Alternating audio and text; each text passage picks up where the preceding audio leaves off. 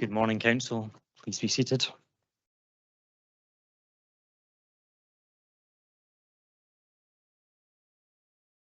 Welcome to today's full Council, and welcome to all those joining online and also in the room. There will be a 1 hour lunch break and comfort breaks throughout the day as required. I'll now ask the clerk to confirm any apologies, take a roll call of those joining online. Thank you, Provost. Good morning, everyone.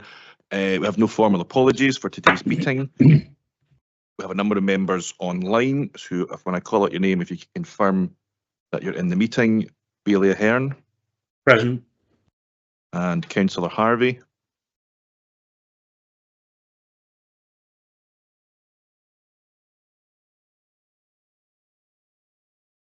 I'll come back. Councillor Chan. Present. Councillor Kogali. Yes. Councillor Watt. Good morning. Bailey. Present, thank you. Councillor James. Good morning, Scott. Yeah, thank you. Do we have Councillor Harvey yet? Yeah, sorry, I'm here. Yep.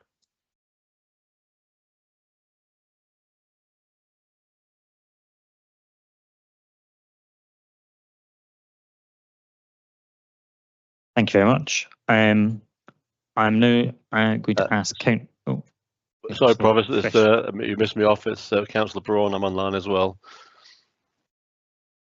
Oh, pardon. So Councillor. Should have Bailey Williamson as well, hopefully.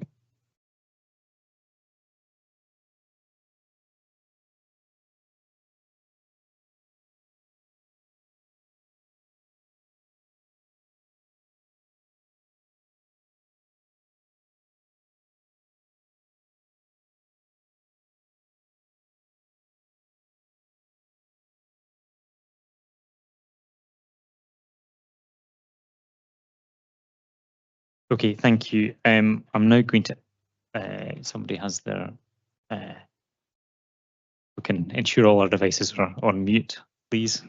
Thank you. Are members happy to agree to varying the order of business to take item 6 ahead of item 4? Agreed. Thank you very much. Before I move on to item 2, I would just like to reflect that yesterday marked 4 years since the most recent invasion of Ukraine by Russia. Shortly after that invasion, Council resolved to do everything we could within our small part of the world to support the people of Ukraine, and since that time have done significantly more than your average local authority, it is fair to say.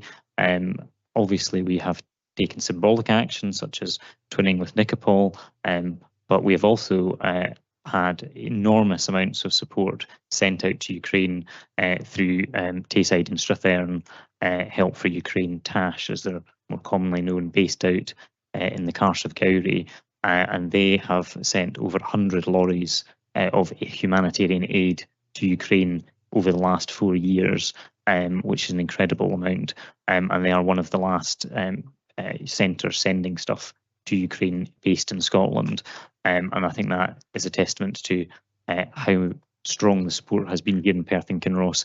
We've also welcomed 350 plus refugees, amounting to over 150 Ukrainian families who've come to Perth and Kinross and have integrated into our community and our schools.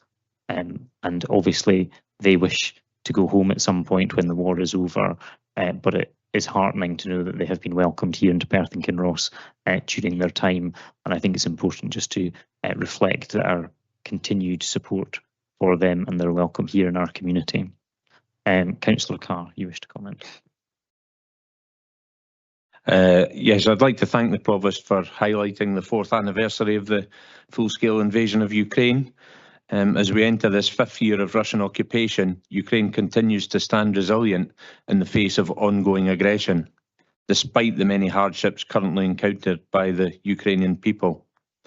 My friends in Ukraine tell me that due to the current heightened level of missile and drone attacks on the Ukrainian infrastructure and the need to conserve energy for the most important needs such as hospitals and critical industry, that they currently have just 1.5 hours of electricity in the morning and 1.5 hours of electricity in the evening. At a time when many Ukrainian cities are still encountering sub-zero temperatures, it is unfathomable to imagine how hard life is at this current time for the Ukrainian people. Thoughts go to those within our twin city of Nikopol who, as well as facing these hardships, also face shelling on a daily basis from Russian troops based on the opposite side of the Dnipro River. I think this is a good opportunity for Council to voice our support for those suffering within our twin city of Nikopol, for those in Ukraine, and for the many displaced Ukrainians that the Provost has mentioned that we continue to support within Perth and Kinross, who still have the worry for the safety of family and friends within Ukraine. Hope still remains that a solution can be found to end this war and bring peace back to the people of Ukraine. Slava Ukraini. Thank you very much, Councillor Carr. We now move on to item 2, which is declarations of interest. Do members have any declarations of interest in respect of items on today's business? Councillor Ken Harvey.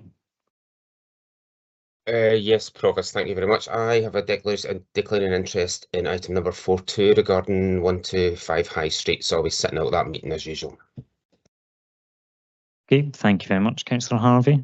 Are there any other declarations of interest? If there are no other declarations of interest, we move on to item 3, which is the minute of the meeting of Perth and Kinross Council of the 14th of January 2026. Are members happy to approve this minute? Thank you. Members, item 6 is next, which is the Climate Change Annual Report Year 4, and I'm delighted that Pete Leonard, the Climate Change and Zero Waste Manager, is going to introduce the report.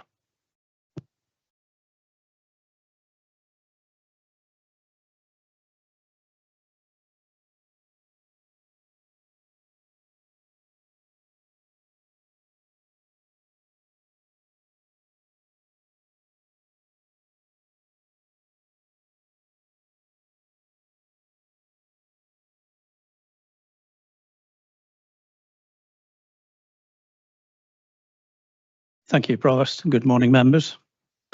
When the Council approved its climate change strategy and action plan in December 2021, it requested annual updates to be provided to Council on progress in delivering the action plan and also with regard to our statutory responsibilities. The report and Appendix A reviews the overall performance and progress and then explores the progress of each of the eight identified individual items during the year 4 of the plan. It proposes an update to the action plan for year 5 and identifies associated resources that are required to deliver those actions. The report highlights the good progress made and a wide range of outcomes achieved, both towards helping to tackle climate change and also in addressing wider Council priorities of reducing costs of living pressures and drivers of poverty, and giving young people a voice and growing our economy. Members are asked to note the progress achieved and to approve the proposed amendments to the Climate Change Action Plan and the KPI framework detailed in Appendices B and C. The report also highlights the main delivery challenges. These are compounded by the changing severity and frequency of climate impacts already facing the Perth and Kinross Council area. We've already seen changes to our level of exposure since our last Climate Risk and Opportunity Register was first published in 2023. And this has translated to an increased risk of bridge scour, wildfires and drought, and also climate-related food inflation. These are all risks that we're starting to see since 2023. Excuse me. Members are asked to note and approve amendments to Perth and Kinross Climate Risk and Opportunity Register in Appendix D to reflect these risks. In 2021, the Council also approved the formation of the Perth and Kinross Climate Change Commission, now known as SHIFT. SHIFT has undertaken a review of the Council's progress, and key messages are summarised in this report, together with a Council response. In the feedback, the hard work the Council is already doing is acknowledged, but they raise the need to further increase the pace and scale of action, and the need to ensure that this is reflected consistently in every council decision. To support both the continued and accelerated work, the council is asked to request members and officers to continue to raise the resource and delivery challenges associated with addressing the climate and biodiversity emergency with organisations such as COSLA, Scottish Government and the UK Government and other relevant bodies whenever appropriate. And also to note that the resource is required to take forward priority actions to be considered in the wider annual revenue and capital budget process. Thank you, Provost. I'm happy to take questions supported by various colleagues, including Davindi, and from each of our climate action themes. Thank you.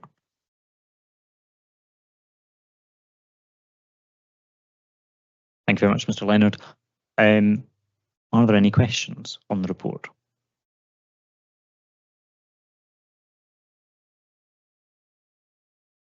Bailey. Thank you very much, Provost, and thank you for the introduction, and thank you for the very thorough report. It's a good read, this one is.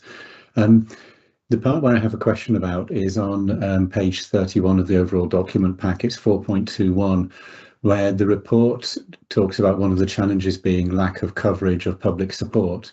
And the paragraph there begins by saying, it would not be thought from the media coverage and select views expressed on social media, but climate change is still viewed as an important issue, and it carries on. I think the question I have here is to, I guess, extract some of the nuance of this, because it concerns me that in a council report we're expressing our disappointment maybe with coverage of the free press, so that concerns me.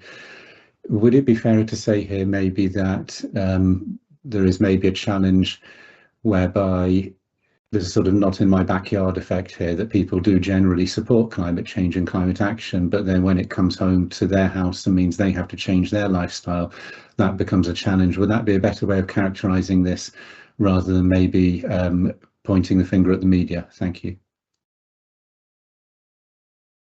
Thank you for your question, Councillor.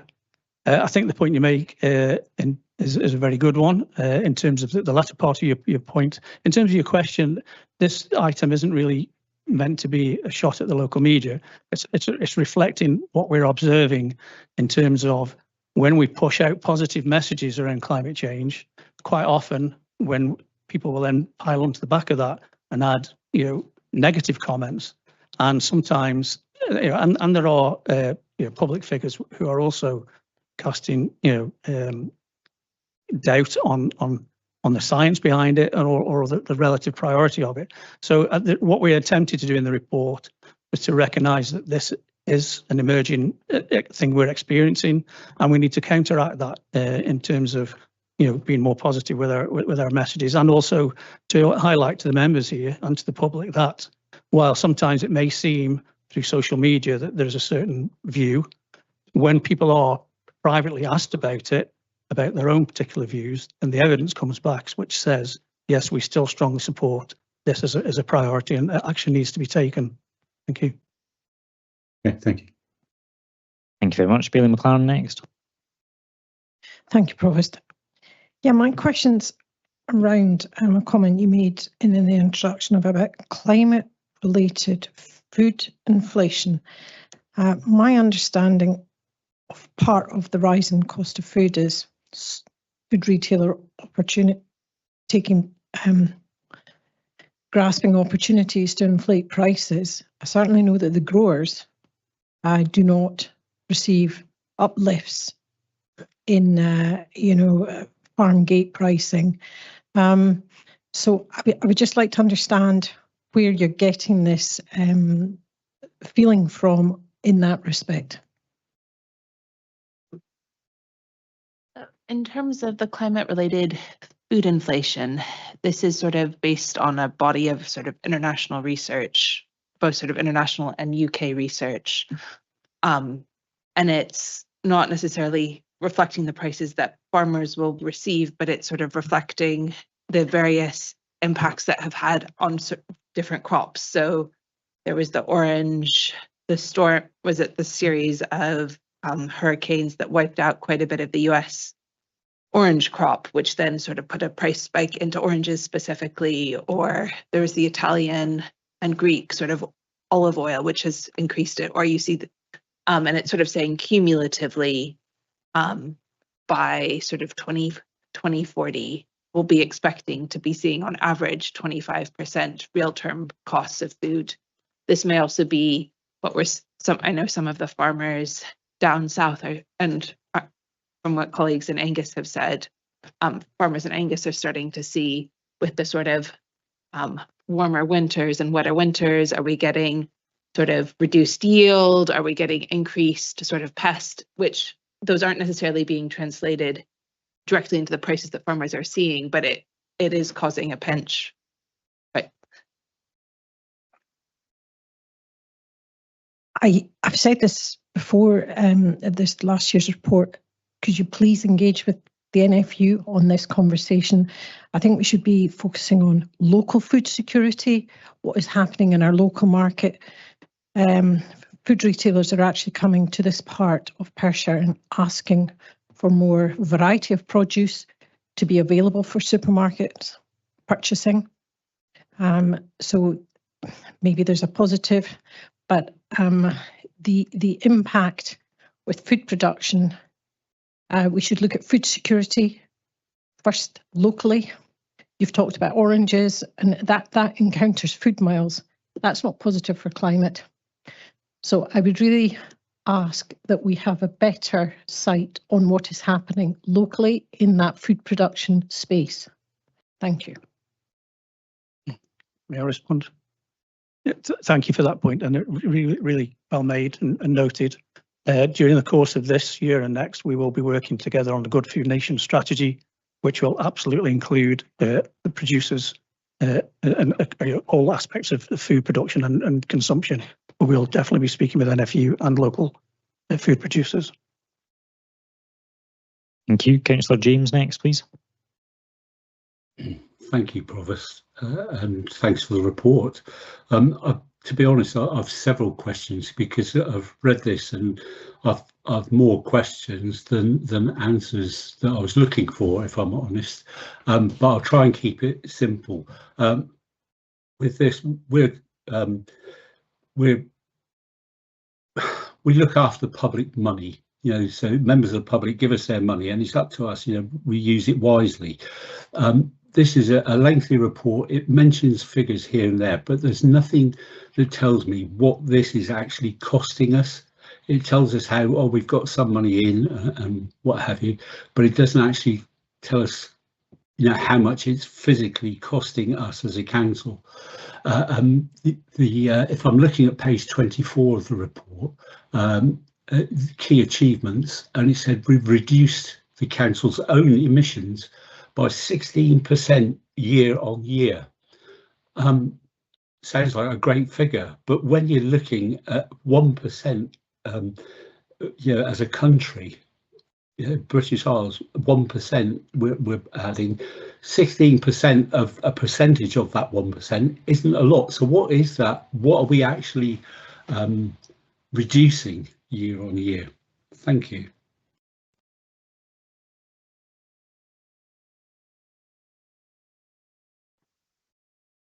Sorry, I hear the point you're making. I'm not quite clear what your question is.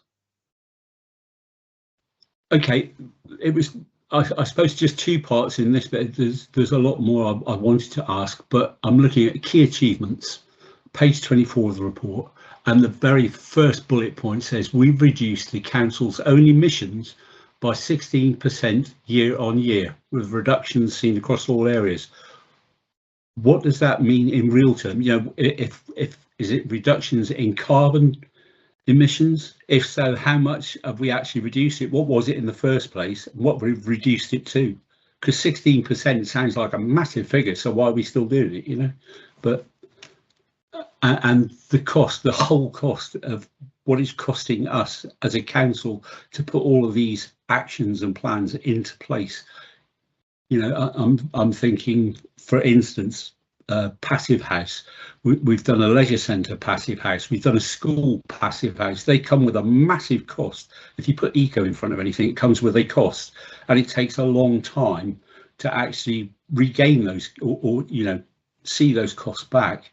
So what has this so far cost us as a council as to what we've got in, if that makes it any clearer? Yes, thank you. That makes it clear. In terms of the emissions, the figure of 16% year on year, that is the difference from between year 4 and year 3. So in that 12-month period, we reduced the emissions by 16%. If you look on pages 53 of the report and beyond, there are some graphs which set out the longer term reduction, which shows a greater level of reduction since the 1990 target. So, baseline. So you can see that we are making significant impact. We are not quite in line with the profile that we need to be to meet net zero, but nevertheless it demonstrates that there has been progress. In terms of how much it's costing us, there is an annual revenue budget and capital budget associated with climate change, which gets reported to FNR, and obviously will be part of the council budget setting next week. And as regards historical spend, that's a matter of record. Okay, thank you. Councillor Ling next. Thanks. Just like to understand more of the previous two questions and the answers that you gave. I thought when you were talking about the cost of food rising would be based sort of on the James Hutton Institute work showing that we'll not be able to grow the same crops in the same places of the world moving forward, and that's more what the shift. It's not down to individual farmers, it's what they will have to grow because of damp and reliance on things. So that's what I thought what your comment was about generally across the world, not down to individual farmers. And then when we start, can you clarify that? And the other thing to clarify is we spending the money, and we'll just pick up on the passive house statement. The money we get back is A, we can borrow it over a longer time because the building will last longer. Is that not correct? And B, are we not saving substantial amounts of money for our electorate because it is a better build and it is more energy efficient? So that's my question, just to clarify the answers that you gave to the other two questions. Thanks. For the first one, yes, it's a combination of the sort of changing locations where crops will be grown, and then also the impact of sort of increased sort of storm and shock events we'll see. For the second one, I believe Grant Key's online and we'll answer that question.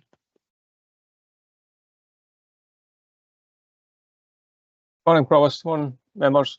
The question around about kind of passive house and that the construction. If we take Riverside Primary School as an example, the energy use intensity for target set for that was 75 kilowatt hours per metre squared per annum, and the actual the approved figures are 35 kilowatt hours per metre squared per annum. So it's performing really well. It's outperforming other schools within Scotland. So I think you can see the metric there proves that the passive house construction does provide energy savings and quality. So that's all I would kind of really got to offer on the passive house and the side of things. The move from the shift from gas to electricity as well gives us some significant carbon savings as the grid decarbonises. So that further supports that construction type. Thanks very much. It was just I wanted the members of the public to realise that when we take decisions to involve with, it's not just climate change for climate change sakes, it also has a benefit financially to the residents of Perth and Kinross. Thanks. As we've seen with the recycling and the funding we've got back from the grey bins. So it's not all one way. There's funding come back in from the actions we take. Thank you. Thank you, Councillor Lane. Councillor Braun next, please. Thank you, Provost. My question probably follows on a little bit from Councillor James, but Mr. Miliband, the UK Secretary, has indicated that the country only produces 1% of all the carbon emissions of this planet. Now, my thoughts are that given that is the case, there is very little we can do as a country, let alone as a local authority, to stop those carbon emissions. And given that is the case, my thoughts are that we should be looking rather to mitigate the effects of climate change. We can't stop it. It's beyond our control to stop it now at 1% only. And with all the other things happening in the world, and war, terrible war in Ukraine, and other countries, the way they produce carbon emissions, and the president across the Atlantic has made it clear that his interest is drill, baby, drill. So my question comes back to this point, and that is, should we now be turning our attention to controlling and mitigating the effects of climate change, which we can't stop?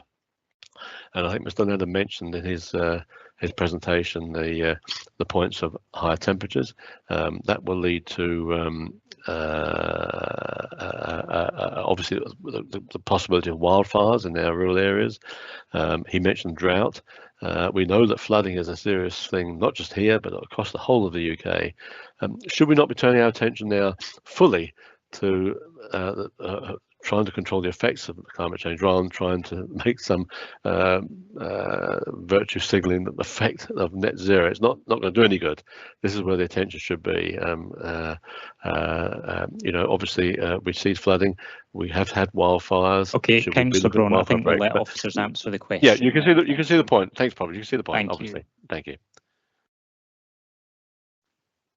Thank you for your question. First of all, I would acknowledge that addressing climate mitigation is really, really important, given all of the things that we've been seeing, and it is something that does feature in our climate action plan, and there are significant funds and projects assigned to that. We have recently also started to take action on a regional basis by setting up Climate Ready Tayside, along with Angus and Dundee councils, supported by Scottish Government funding. So we are looking very much at that climate change adaptation element. In terms of does that mean that we should give up hope in terms of mitigation? I would argue strongly against that. We heard today that there are local things you can take to make local action and local improvements that benefit the climate, but also benefit other things like anti-poverty, clean air, better environment, all of these things. So why would you stop doing those things? Would be my view, my point of view. And the other thing as well is that there are things that we can do to act on a global stage. So all the stuff China keeps getting mentioned as a fast producer. Well, yes, they are, but we are some of their customers. So addressing our own behaviour around consumption and trying to use things more, and make things last longer, reusable, repairable. These are all things that we can influence that will have an impact on the global stage. So thank you for your question. Hope the answer is satisfactory. Thanks very much, Provost. I just want to, because it's been raised, I just want to labour this point about passive house schools without putting Grant under too much pressure on my question. But I know we did a comparison at one point between Riverside Primary and Kinross Primary, which are similar in size and school population, and the energy differences were vast. So, but I can't remember the details. It's maybe unfair of me to ask Grant if he can, but I'm going to anyway.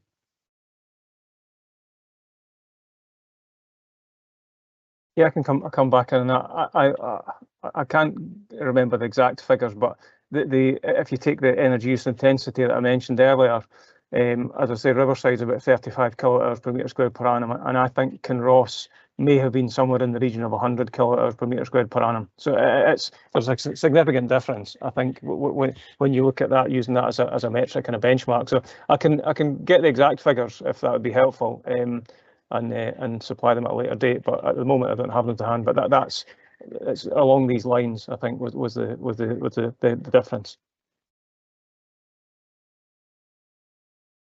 Thank you. And just to in a related matter, one of the actions that we have in the Climate Action Plan around procurement is looking at whole life costing more. So when you look at major projects through a whole life costing lens, you start to see multiple benefits, such as reduced energy costs, reduced maintenance costs. You can build in more sustainable materials, you know, all of these kind of things. So when you look at the project, it might be a higher capital project, but you know, we have the benefit of long-term funding, and by the way, meeting some of these sustainable targets. We have to do that if we're going to get particular funding from government and other sources. So it's very important that we do that. But the move towards longer term costing, whole life costing, is a really, really positive one for sustainability, but also for financial sustainability too. Thank you very much. Councillor Illingworth next, please. Great, thank you. There's a question to Mr. Kay. Can you put your hand on your heart and say the extra revenue costs of borrowing the extra money to be passive house ends up in a saving over the whole life cycle of the building? That's not information I've got available at the moment. I can look into that and provide that information, but that's not information I've got to hand at the moment, I'm afraid. So the answer is, at the moment, no, you can't put your hand on your heart and say that. Yeah, I haven't been involved with the full life cycle costing, so it's not. So I can get the information, but I can't provide you that. My kind of honest opinion. I can give a statement, but yeah, I would. It should provide that assurance, but at the moment I can't give you that definitive answer. I think Mr. Beveridge is going to add. Yeah, I mean, it's a good question, but every passive house project will stand on its own merits. They are all different depending on what the nature of the project is. But I think going forward, what we can do is we can bring back options in terms of what we have for a passive house option and for other options, so that we can bring that back to members. So we're making the decision on that basis. It does come at a cost, but I think as my colleague Pete Leonard outlined there, that there's a number of other benefits, a reduction in energy costs, but also significant reductions in carbon and also the material benefits as well. So I think we need to consider all of that in the round. But I would propose that going forward, we bring that back to members when we're looking at future projects. We simply put options in place and you can see for your own eyes what the differences are and what the benefits are. Thank you. Councillor Jack next, please. Thank you, convener.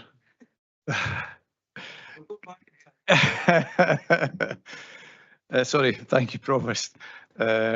Essentially, you know, I'm a bit concerned to the sort of direction of travel, but specifically my question is around, you know, specifically, you've talked about a couple of things. One around the sort of, you know, passive house as a building project, which is, you know, to my extent, you know, is clearly, you know, embedded now as the correct approach, you know, going forward from a cost benefit perspective. And I think we become too technical when we answer these questions in terms of, you know, kilowatts per square meter.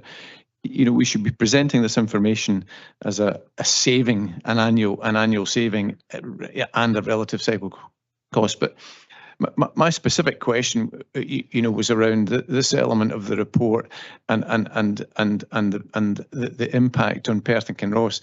Essentially, to say that we're not that we refuse to sort of take part in what are clear stated scientific requirements to look to reduce carbon, you know, because it's not true. We had a fantastic presentation this morning, Pete. I think you know, you were part of that this morning from a young person. What was the clear message from that young person in terms of what they need us to do as a council, you know, and look to deliver from a point of view of reducing energy, looking after sort of climate impacts, you know, on Scotland and Perth and Kinross. Can you just, you know, summarise, you know, what their message was? Because I think there's a number of members that are maybe taking part in this meeting actually weren't at that. Thank you. Thank you for your question. From my perspective, what I took out from the presentation this morning was local action is really, really important.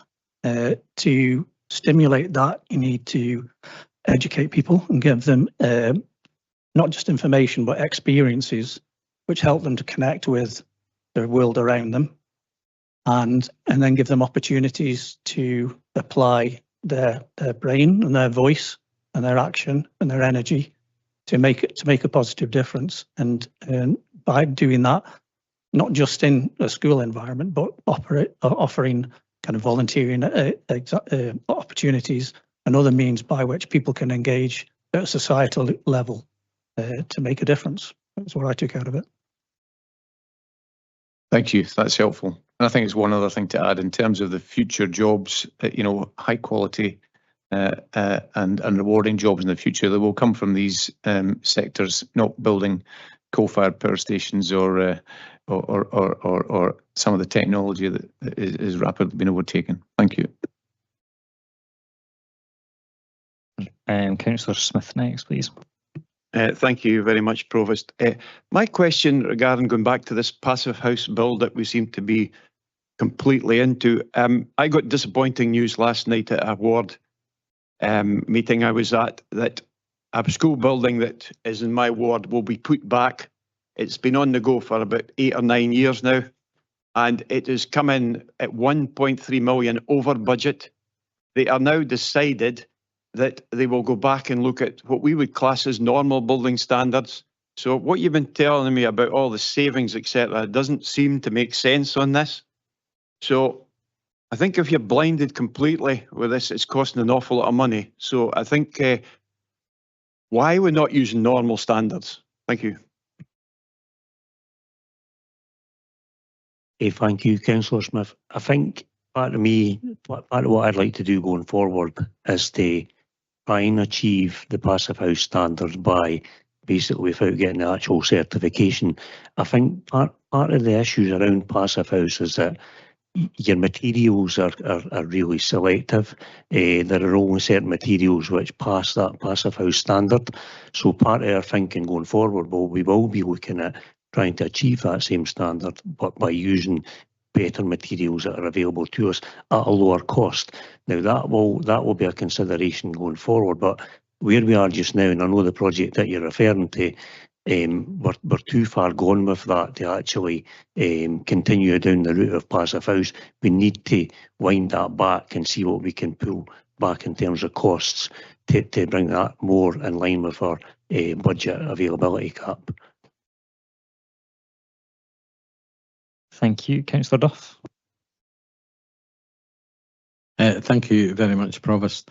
I just wanted to say it was unfortunate we had a pre-meeting this morning before Council which clashed with Ethan's presentation on climate change. It's unfortunate we couldn't all be in the chamber for that.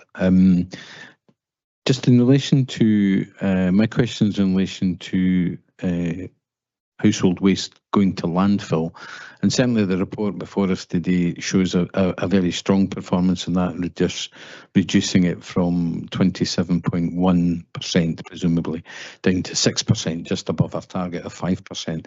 But obviously since the start of this year, there's a ban on landfill waste going to landfill, and I just wondered how we've been doing in the first part of this year and whether all of our waste is now, or none of our waste is now going to landfill. Thank you.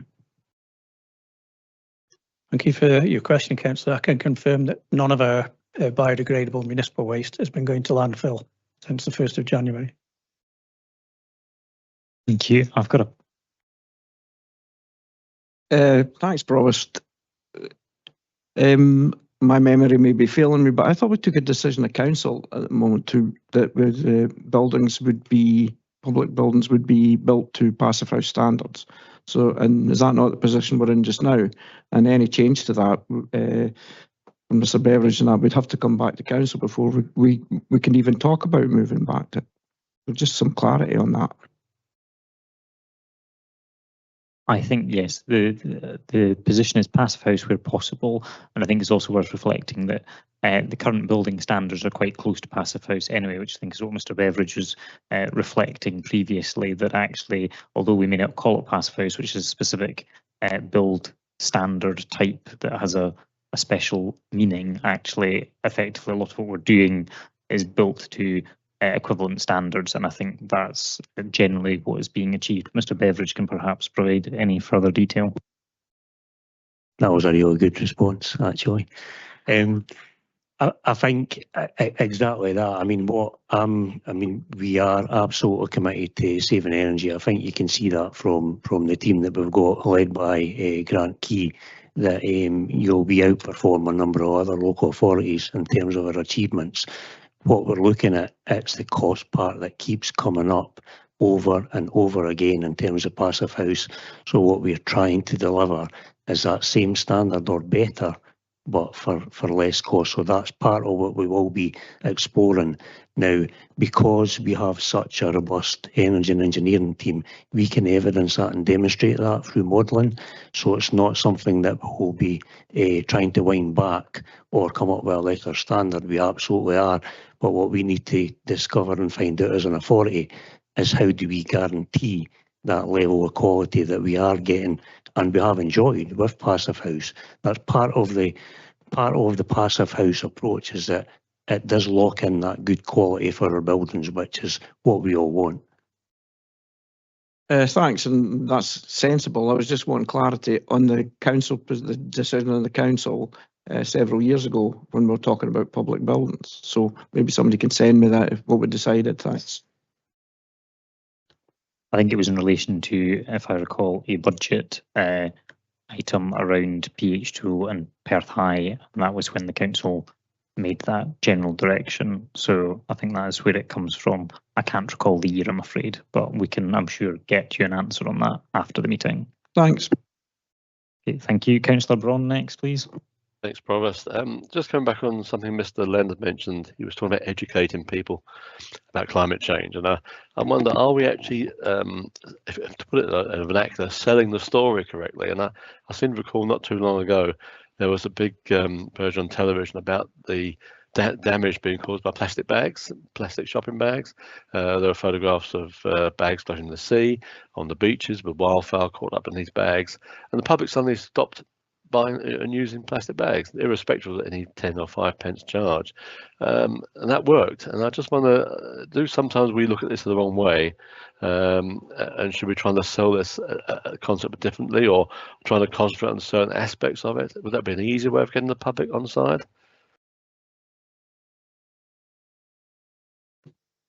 So I agree with you about the sort of the effective messaging. That's one of the things we're looking for when we do the next iteration of our climate change strategy, sort of later this year, or next year.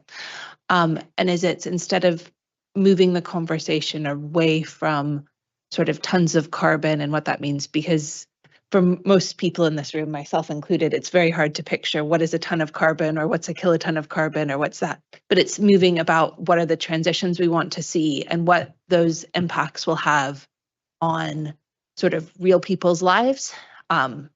People want warmer homes. They want homes that don't make them sick, that they can afford to heat. So if we move it in terms of that rather than the carbon in terms of homes. So yes, we very much agree with you, and that is our sort of intention going forward, to sort of try and shift some of that messaging to being more impact-based rather than science-based. Could I, Provost, sorry, could I just come up with just maybe a suggestion or a quick question, if I may? And that is a quick question, yes. Yeah, very quick. The point is, could I ask that when you do revise the way you present these things, could you always start off with that photograph of Earthrise from Apollo 8, which is the picture that shows how fragile this planet really is? And I think that might be a good way to start.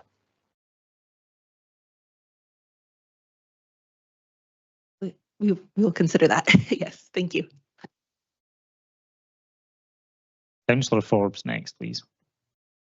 Thanks, Provost. It's a little while since I was on the Climate Change Committee, but can I just have an aid to my memory? We had was it a Climate Commission, it was called? It was meant to involve some young people. I was kind of conscious that we only had one young person in the chamber this morning. What's the situation with that? if it was the Climate Commission, if that's the right phrase I'm using. Where are we with that? How many people are on it? How many of them are young people?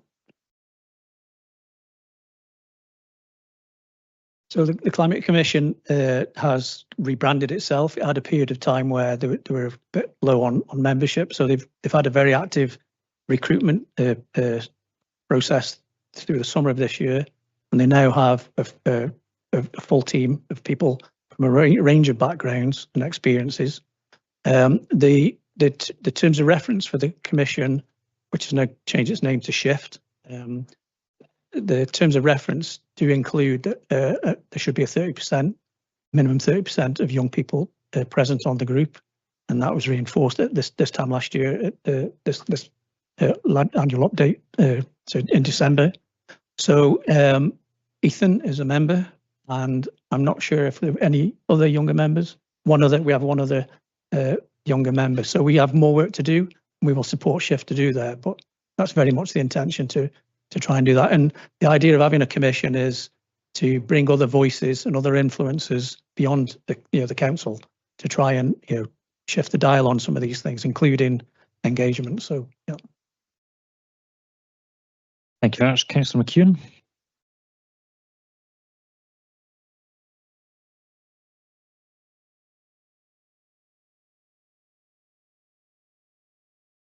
Thank you, Provost. I'll just stick to my question. So it was mentioned earlier about the decarbonisation of the electric network when we use renewables. So obviously for Scotland, that's wind, especially offshore. We have hydroelectric, and that would move us away from gas-fired electricity production and people using gas in their homes for heating, etc. There's an opportunity there going to that decarbonisation and going to electricity is that it being cheaper. If you listen to the owner of Octopus Energy and you listen to other providers, I'm an Octopus Energy user, I get free electricity sometimes when they've got overcapacity when the North Sea's blown really, which is actually most days.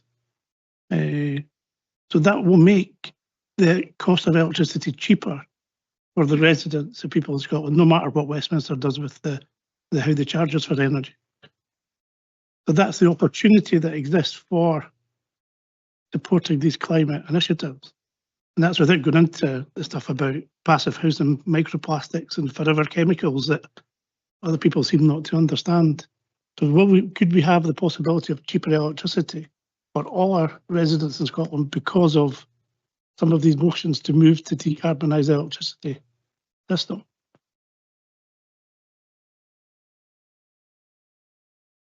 So yes, we could. There's a limitation right now in terms of how much benefit we'll see until there's wider energy market reform. It is something that the Scottish Government is pushing for and has been in the draft energy strategy for the Scottish Government, and it's also something that I know the UK Government is working at.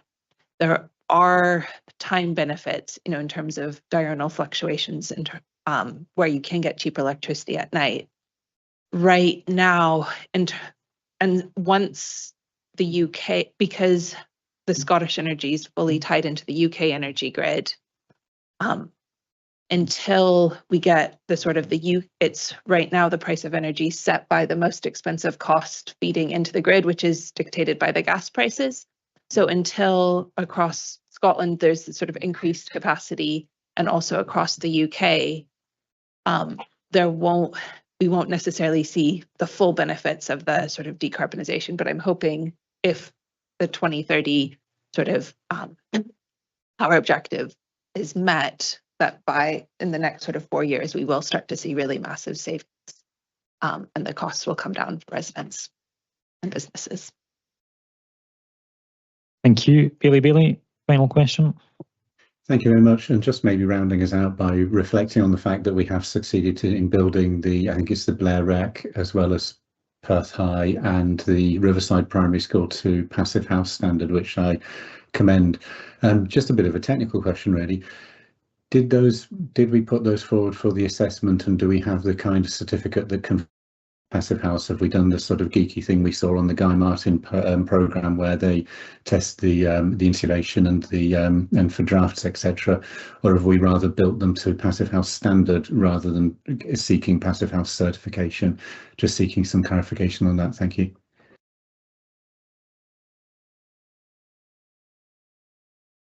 Mr. Beveridge is going to answer. Thank you, Bailey. I'm pretty sure we've got the certification, but can I follow up on that? And I'm happy to bring that forward and send it around members. Great, thank you. Thank you very much. Thank you very much to Pete and Davinde for all your lengthy answering of questions. It's greatly appreciated, and for all your work on this matter. We're now going to move the motion so you can take a seat again. Thank you very much. I'm now going to invite Councillor Waters. Yes, it is Councillor Waters. I thought it was, but Councillor Waters to move a motion.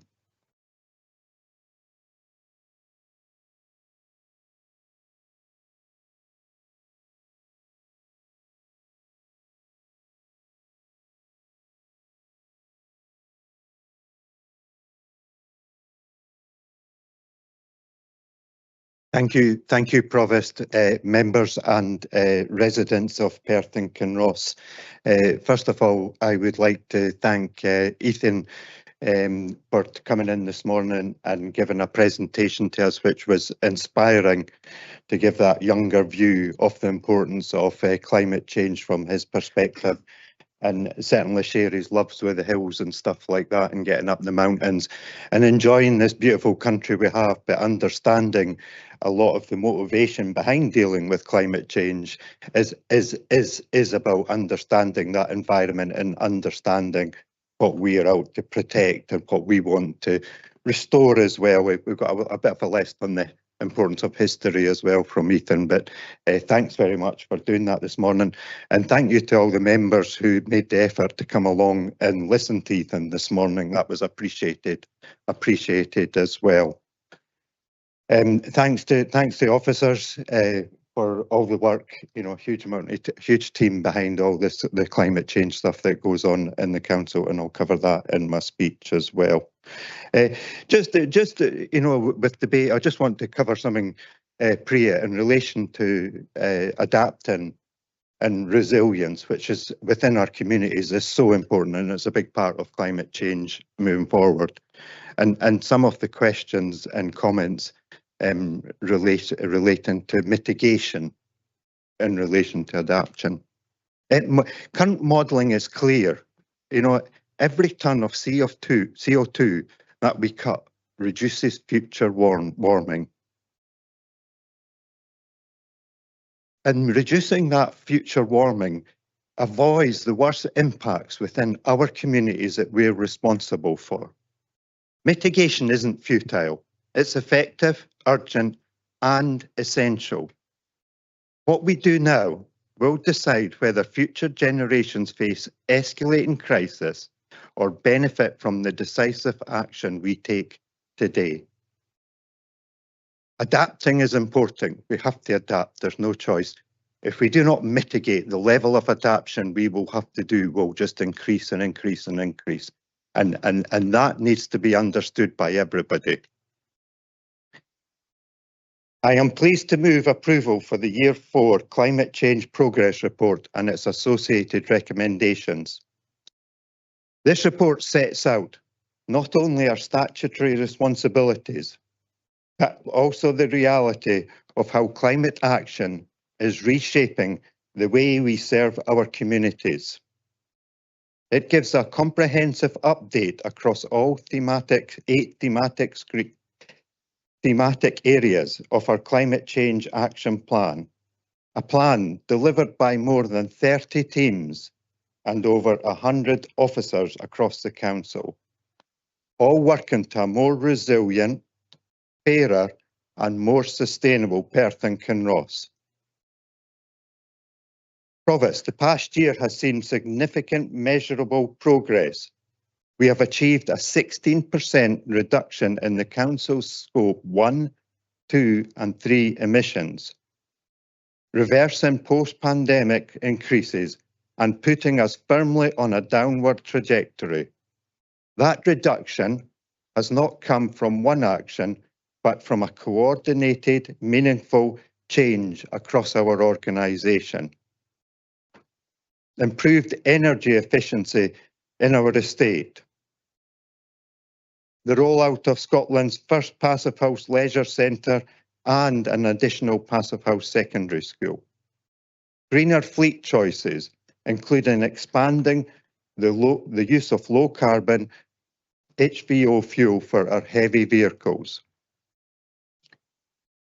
And major improvements in how we handle residual waste. These are not abstract achievements. They represent real savings for the public purse, cleaner air for our communities, and a shift toward infrastructure that will serve residents well in the decades ahead. But this report also demonstrates how climate action delivers multiple wider priorities, tackling poverty, improving well-being, and supporting local businesses cannot be separated from addressing the climate crisis. In year 4, over 1,600 households received free home energy advice, helping reduce bills and driving a cost of credit, reducing bills during a cost of living crisis. More than 40 local businesses received grant support to green their operations, leveraging millions of pounds and additional private investment into the local economy. Over 2,000 school pupils improved their cycling skills, helping build lifelong habits that support both health and sustainable transport. These examples show that climate action is not a bolt-on. It is a driver of economic resilience, community empowerment, and social justice. Members, this report also honestly sets out the challenges ahead. Climate change is already impacting our region. Increased storm events, drought, wildfire risk, and unprecedented flooding. Several priority actions, including flood protection schemes, heat decarbonisation work, depend on external funding. Finally, the report asks us to approve updates to the action plan and KPI framework and the climate risk and opportunity register. These updates reflect the evolving risks we face, including wildfire, food insecurity, the growing threat to infrastructure, and ensure we remain responsive, informed, and forward-looking. Colleagues, climate change is no longer a distant concern. It is shaping our services, our finances, and our communities, and our future. But this report shows that Perth and Kinross is leading by example and delivering real impact. I move the report and commend its recommendation to Council. Thank you. Thank you very much, Councillor Waters. Councillor Liz Barrett's going to second the motion. Councillor Barrett, Councillor Waters used about 7 minutes there. However, I will give you some leniency because I assume that you have a reasonable to prepare a speech as well. So, thank you, Provost. That's much appreciated.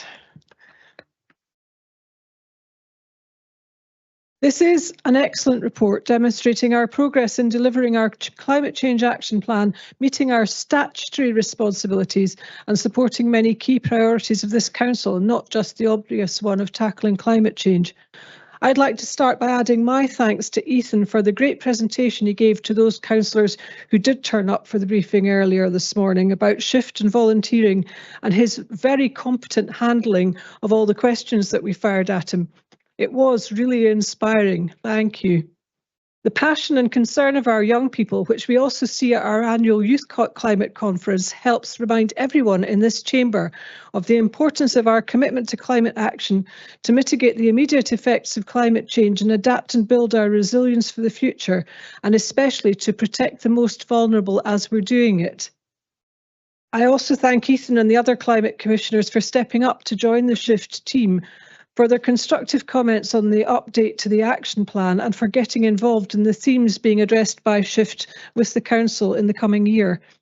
We greatly value their role as a critical friend and the expert and influence that they offer to support cross-sector collaboration in our communities, businesses, government and other organisations across Perth and Kinross, and help us all to rise to the challenges and take advantage of the opportunities that were referred to earlier.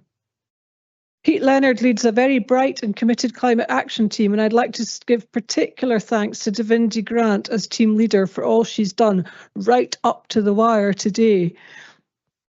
Thanks also to the many officers and the teams working across the Council on the actions in the plan, whose achievements and progress underpin this report.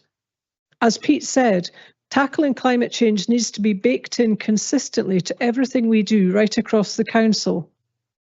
Richard has already highlighted some of the key achievements this year, and I'm particularly proud of our 16% reduction in carbon emissions, maintaining our top CDP cities A rating, and I love the impact our buildings management systems are having on our energy use and bills across the Council, the impact of our grey bins rollout, the use of hydrogenated vegetable oil, providing warmer homes with lower energy costs, and so many other achievements to celebrate in this report.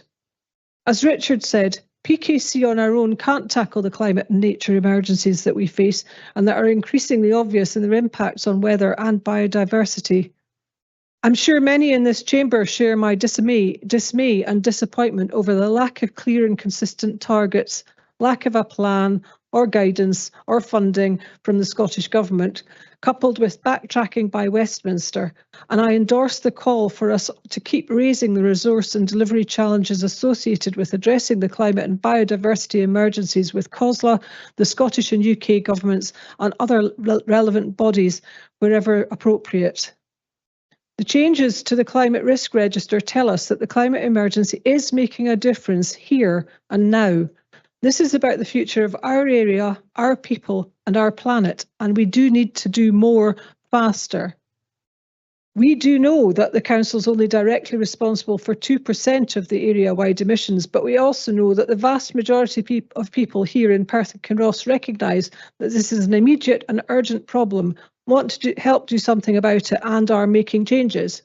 I stand before you in my 15-year-old top and skirt and my refurbished boots.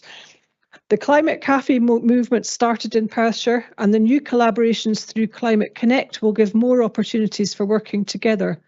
Our action plan includes commitment to help change behaviours, communicate what we and others are doing effectively, and continue the excellent progress set out in this report.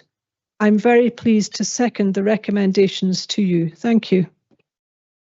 Thank you, Councillor Liz Barrett. First comment, Leader of the Council. Thank you, Provost, and I'll be relatively brief. First of all, I wanted to thank Pete and Davindi for the way that they've handled the questions this morning and for the report that's come before us. And I'd also like to pay tribute to both Councillor Waters and to Councillor Liz Barrett for their leadership in this very important area. Thank you to everyone.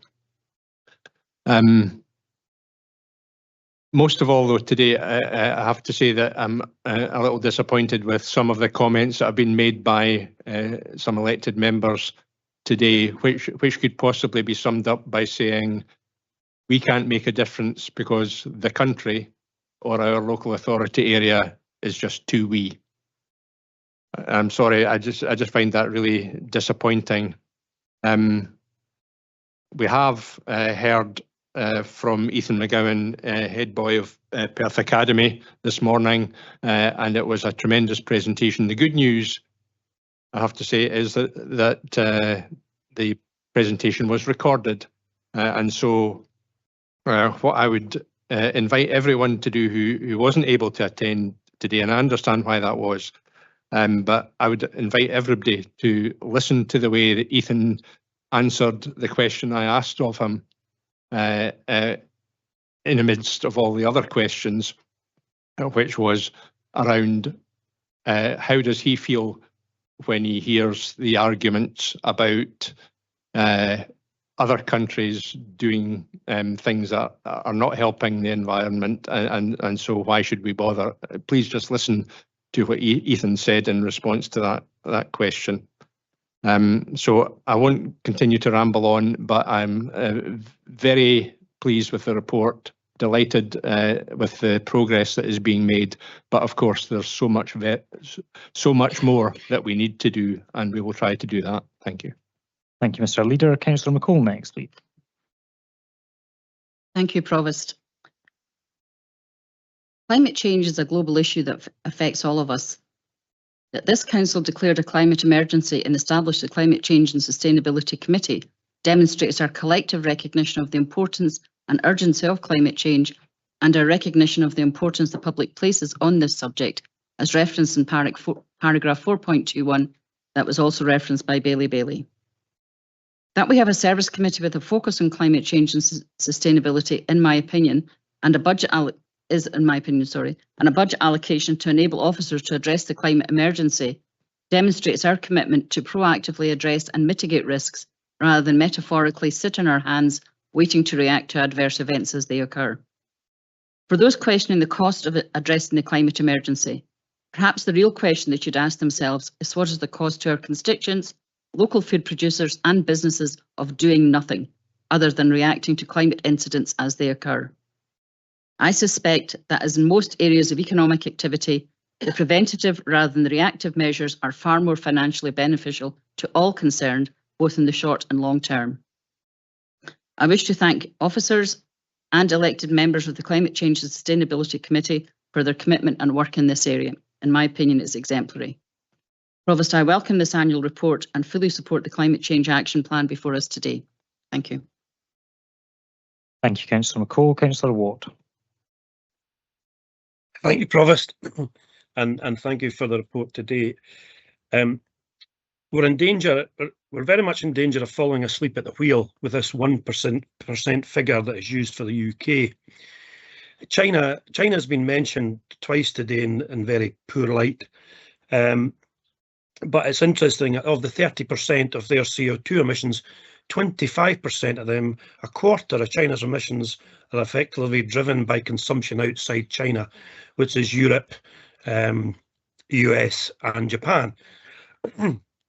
So, you know, we need to keep ourselves awake at the wheel. And I'm sure with Peter and Davindi and their team behind us, it's interesting, you know, the recycling and dropping in consumption are very important because that reduces China's need to produce stuff for us. Interestingly, I have a Chinese car in the drive, and I bought a new implement for the kitchen, and it came from all the way from China. So we're all guilty of it.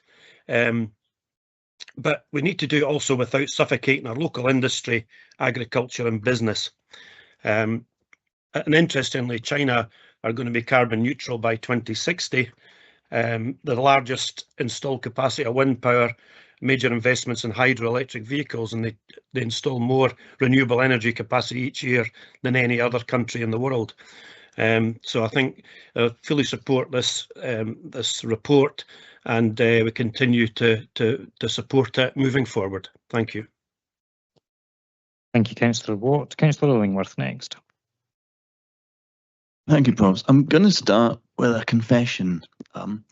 I asked for and got a bike shelter at the Ember bus stop in Bridge of Arn, but that bus shelter hasn't been used. I've only ever seen one bike at it, and I think that's similarly for the impact our attempts at reducing carbon usage in this council are. In an era when the People's Republic of China are burning 1 million tons of coal a day, and the President of the United States is going drill, baby, drill, the impact of reducing our carbon footprint is minimal. So what I would ask is that, yeah, I'm keen to see our carbon footprint reduced, but I'm also keen to see that we only do it where it saves money. Given that we've got enormous challenges to this council from all sorts of sources, I think we need to focus on saving money first. Thank you, Councillor Illingworth. Councillor Rebeck next. Thank you very much, Provost. I'll just start briefly by giving my point of view as convener of Learning and Families, and I'm very proud of our Passive House school estate, and I kind of include Blairgowrie in that, even though it goes beyond the school estate and it's used by the community, which our school estate should be anyway, in my opinion. I do recognise the part that the previous convener of Learning and Families played in their Passive House efforts as well. I think it's only fair to say that. But as Mr Beveridge suggested, there are more than one way to skin a cat with all this stuff, as we'll see with the extension at Methven Primary School, which was referenced. I think in the broader sense, though, you know, Ethan spoke very eloquently, as we all know. He doesn't think any of this is quote-unquote virtue signalling, and neither do many of his younger cohort that I speak to on a regular basis, that is for sure. And I think in a global sense, as Councillor Watt referenced to, China gets a bad rep, but for good reason, because they are the world's biggest polluter, but they're also undisputed world champions in producing renewable energy as well. So there is a little bit of paradox there. China produces over 90% of the world's solar modules and 80% of the world's wind turbines, investing 625 billion in clean energy. So there is a little bit of paradox there, and it's not quite as simple, I think, as some people would suggest it is. The least said about Trump, the better, quite frankly. And I don't approve of this notion that we can't sort the entire problem, so we shouldn't bother doing anything at all. Just don't approve of that notion at all. I also want to thank everybody involved today. They've been mentioned, I won't repeat the names.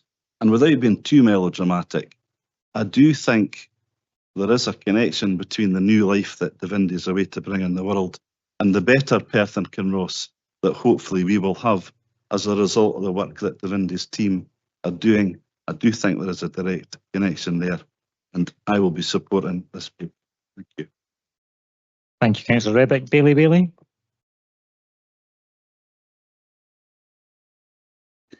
Sorry, apologies, Provost, just struggling to find my mute button there. I think I was just going to give a reflection on how times change, I guess, because one of the benefits of being here remote is I've been scrolling Facebook, but actually scrolling Facebook in a good way. I've been scrolling the Facebook posts of the Perth and Kinross Conservatives, who must be a different organisation to the one who joined us in the chamber today. Because on the 30th of August 2021, they boasted very proudly on Facebook that they'd set up the Climate Change Commission. And then a year later than that, it was the Conservatives who moved to do a thing I very much welcomed, which was to build the Perth High School and the Riverside Primary School to Passive House standards. So just a wee reminder to the newer members of the Conservative benches that it was actually the Conservative Party under different leadership that set us in good stead here. And you won't find me complimenting you for many things, but that was a good move in the last term. Thank you. Thank you, Bailey. Councillor Ling. Thanks. I wasn't going to comment, but listening to the debate, I had to. I think Ethan, and it is unfortunate that all the members couldn't be there, and I understand that because it's a full council and you know, there has to be pre-meets, and I understand it. I would ask that you do look at the recording, because Ethan answered most of the questions that came from across the chamber in as equally eloquent and informed way as our officers, but from a different perspective as somebody who's younger, and is well worth a listen. So that's the first thing I'd ask you to do. It's already, I was going wanted to comment about China leading the way in promoting renewable energy projects within China, and as an emerging nation who's emerged to one of the top and most productive nations, they're trying to combat the amount that they pollute. I know what side the argument would be, rather than with them trying to do that, than somebody who says drill baby drill, and makes many other comments that I can't agree with. To use is it like a simile or something? I can't remember. I don't even know if that's the right word, but that Councillor Illingworth used. I would use the simile as the world as a person. And if you see 5 people kicking heck out of somebody, that's what seems to be happening to the world. We don't just say, well, we'll just join in because it's going to make no difference. I think we should be doing our bit to help the world or the person, if you want to put that. And I'll really be supporting the motion. I'd like to thank the officers for the great work they do. And it doesn't have to be a dichotomy between fulfilling what we can and supporting the fight against climate change and saving money. It should be joined up thinking, and we should be working. I agree with Councillor Illingworth to a certain extent there, that we don't just do things for the sake of doing them. We do them either to make life better for our residents or to save money and providing the service in a different way. So just thanks for the report, and I'll be definitely supporting the motion. Thank you, Councillor Lane. Councillor Peter Barrett. Thanks, Provost. Provost, I'm all for debate in this chamber, and the more of it, the better. But there's clearly a time and a place for it, and I think what we've heard this morning is a complete mix-up between a debate and points of view and questions. And maybe for the rest of the meeting, people could actually ask questions, starting with who, where, what, when, or why, and keep it to maybe something like 30 seconds rather than speechifying. I think Bailey makes a good point. I don't recall any Conservative councillors arguing against building passive house schools or leisure centres in the past when these capital projects were in design and gestation. I don't remember any amendments coming forward from any Conservatives saying that we should build to anything other than the standards that were agreed upon. And I think what we've heard today demonstrates the Conservatives' paper-thin commitment to tackling climate change, and their changed approach seems to be driven by the social media climate sceptical noise that we heard about earlier this morning, and more fundamentally a terror of hemorrhaging even more support to reform. And what we've had is a poor emulation of Nigel Farage's climate emergency denying populist stance. I saw that Councillor Bob Braun was wearing or sporting a pale blue, reform blue tie, as well as parroting Nigel Farage's lines, and I wonder whether there's an imminent announcement from Bob on his political future. I think that's over the line, perhaps. Do you? All right. Well, I think Councillor Braun was indulged pretty much, Provost. So I would. I will. I indulge you as well, Councillor Barrett. I'm pretty sure you gave a speech and a question previously in recent council, so I think I indulge everyone across the chamber in equal measure. So I think we can maybe depersonalise it. Okay. If I've strayed across the boundary, Provost, then I apologise. I think it is really disappointing that members of the Conservative group weren't here to hear the presentation from Ethan McGowan, the Youth Commissioner, on shift this morning, and I think that the speechified questions that we did hear had to endure rang completely tone deaf in the circumstances. Thank you, Provost. Thank you. Councillor Forbes next. Goodness me, it's obvious there's an election coming, isn't it? And Councillor Barrett struggling to get some extra votes for the failing Liberals, but never mind. I'm not even going to entertain any of the nonsense we've just heard from Councillor Barrett. I think Councillor Braun has absolutely the right to respond to that kind of stuff. I just want to point out a couple of things. There's some really good stuff in this report, and I'm pleased to see it. And I have to confess, I was sceptical about the grey bin, but it has worked. It's worked very well. Not only is it saving the world to some degree, it's actually bringing money in, and these are the kind of things we should be doing. So I'm always happy to say when I've got things wrong. I was sceptical about it. I take that back. It was a very good decision to make, and I'm glad that we did it. I'm also equally sad that I missed the presentation this morning and caught the end of it. I think it appeared to be very good. Ethan was clearly a very good speaker, very motivated about something he believes in. There are two sides, of course, to climate change and the arguments that go along with it. And I think it would have been good to have an opposing argument. On the topic of young people, very disappointed that the Climate Commission has had to rebrand itself. Disappointed there are only 2 young people on it. I don't think that'll make up the 30% target. But I think that indicates that young people aren't really as committed to this as we might like to think that they are. But we'll leave that for another day. Just a couple of points to pick up on. I'd like to just point out to Councillor McEwen that wind turbines in Scotland are shut for a huge amount of time, and that costs £343 million, the cost of which, of course, is spread across the whole of the UK. And for Councillor Waters, I know he loves Monroe bagging as much as I do, and I heard a statistic yesterday which worried me immensely, that there are only 2 Monroes left in Scotland from which you cannot see a wind turbine. Thank you. Okay, thank you. Councillor Duff next, please. Thank you, Provost. I'd just like to begin by thanking officers for the report. There's obviously a lot of information in this paper regarding performance in this area, and I'd just like to thank Peter Devindi and the team for their efforts in pulling this together. I would also like to thank the leader for advising me that there is a recording of Ethan's part in business earlier today. I explained to him why we weren't able to be in the chamber for that, which he has accepted. I also I'm grateful to Councillor Barrett for offering an apology for the disgraceful comments that he's made in the chamber today, and I'm sure that Councillor Braun will be willing to accept that apology from him. In relation to the report itself, I have 2 particular comments to make.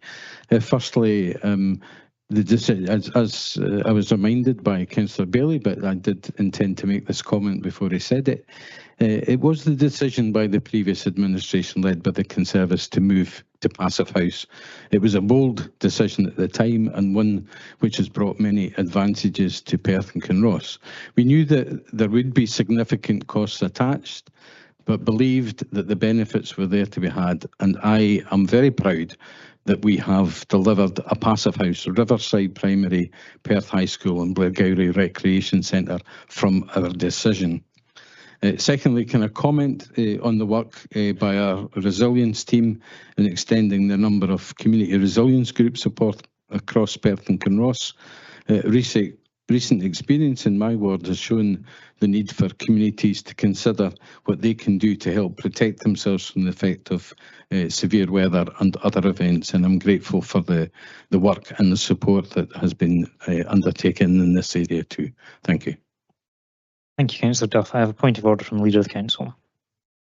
Thank you, Provost. Reflecting on the comments that have been made around Ethan's contribution this morning and the circumstances surrounding it, it being outside of the main meeting, I think for me a lesson clearly learnt here is that when this report comes forward in future years, please will you consider allowing the presentation to form part of the full council meeting itself, so that everybody can attend it. I think it's very important that we do that going forward. Okay, I don't think that was a point of order, but I will take it on board and advisement. Okay, Councillor Shires next. Thank you, Provost. Councillor Duff stole some of what I was going to say, and I think we would definitely do it all over again if we had to make decisions about Passive House building and the buildings he mentioned. I'm still stressing about Bailey messing with my algorithm and the criticism of Councillor Braun's dress sense, but I'll keep an eye on that. Thanks for the tip. My comment was with reference to the comments made by Bailey McLaren hours ago, it feels, which I feel were kind of dismissed a bit by other contributions. In looking at the agricultural census for Scotland last year, 5.02 million hectares of Scotland are devoted to agricultural use, which is 64% of our total land area. And when you scroll down through what is a really interesting report, it talks about the total soft fruit growing area decreasing by 6.7% compared to the 5-year average. These are the things that we need to really care about. With respect to Davinde, the crisis for orange growers in America or olive oil growers elsewhere are really important, but for us, it's about the food security that we can deliver within Perth and Kinross and the support that we give to the agricultural sector. And I would really like to see the NFU and other agricultural agencies be much more involved in our response to climate and food security. Do we think about the impact when we put in traffic calming schemes of transporting chickens or HGVs with fertiliser on them? All of that needs to be built much more into the way that we put these reports together, because without food security for Scotland's people, we really are kind of stuffed. So that's my point.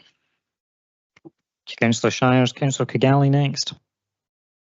Thanks. I wanted to make a specific comment on those three, I think three councillors that have commented supporting China's industrial strategy in regards to renewables, and just make clear that I think we should all be really thinking about the values that we hold as being most important. Specifically, not being pro slavery. So 45% of the materials that are used in those solar panels come from the Xinjiang region. All 4 companies in China that produce those materials have been linked to using slavery. And also the participatory democracy that we all hold really dear, the removal of which has enabled China to proliferate its production of renewables. There is obviously nuance in all of these conversations, but I didn't want to let the Chinese Communist Party get away with a free pass there, just receiving praise whilst not looking at the true human cost that has been inflicted upon their own population. Thank you, Councillor Kigali. Bailey McLaren. Thank you.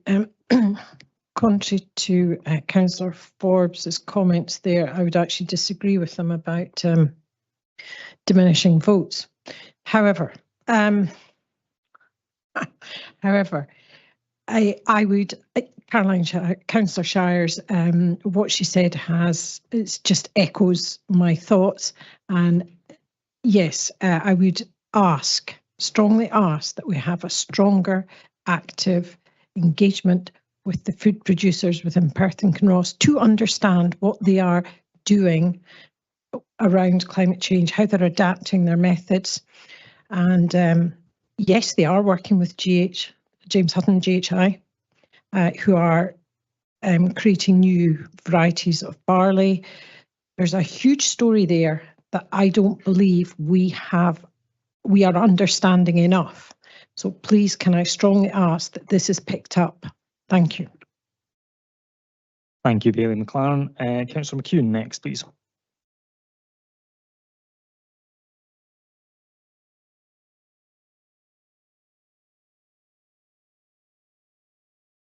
Seems to be my turn to have the dodgy microphone this week. Thank you, Provost.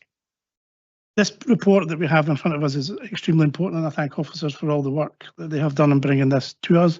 I think this Anti-Climate Committee is one of the most important things that we do. I think one of the important challenges we have in this chamber is leadership for the people of Perth and Kinross. And I think through the climate commitments that we have and voted on in this chamber and run as a council, provide that leadership for Perth and Kinross, and that's extremely important. Like others in this chamber that have already said it, I find some of the things I've heard today a bit crazy, a bit funny, a bit mad. Some very good comments from people, and I'll leave that as that part of that summary. Within the housing service, we focus on our new builds being energy efficient homes that are cheap to heat.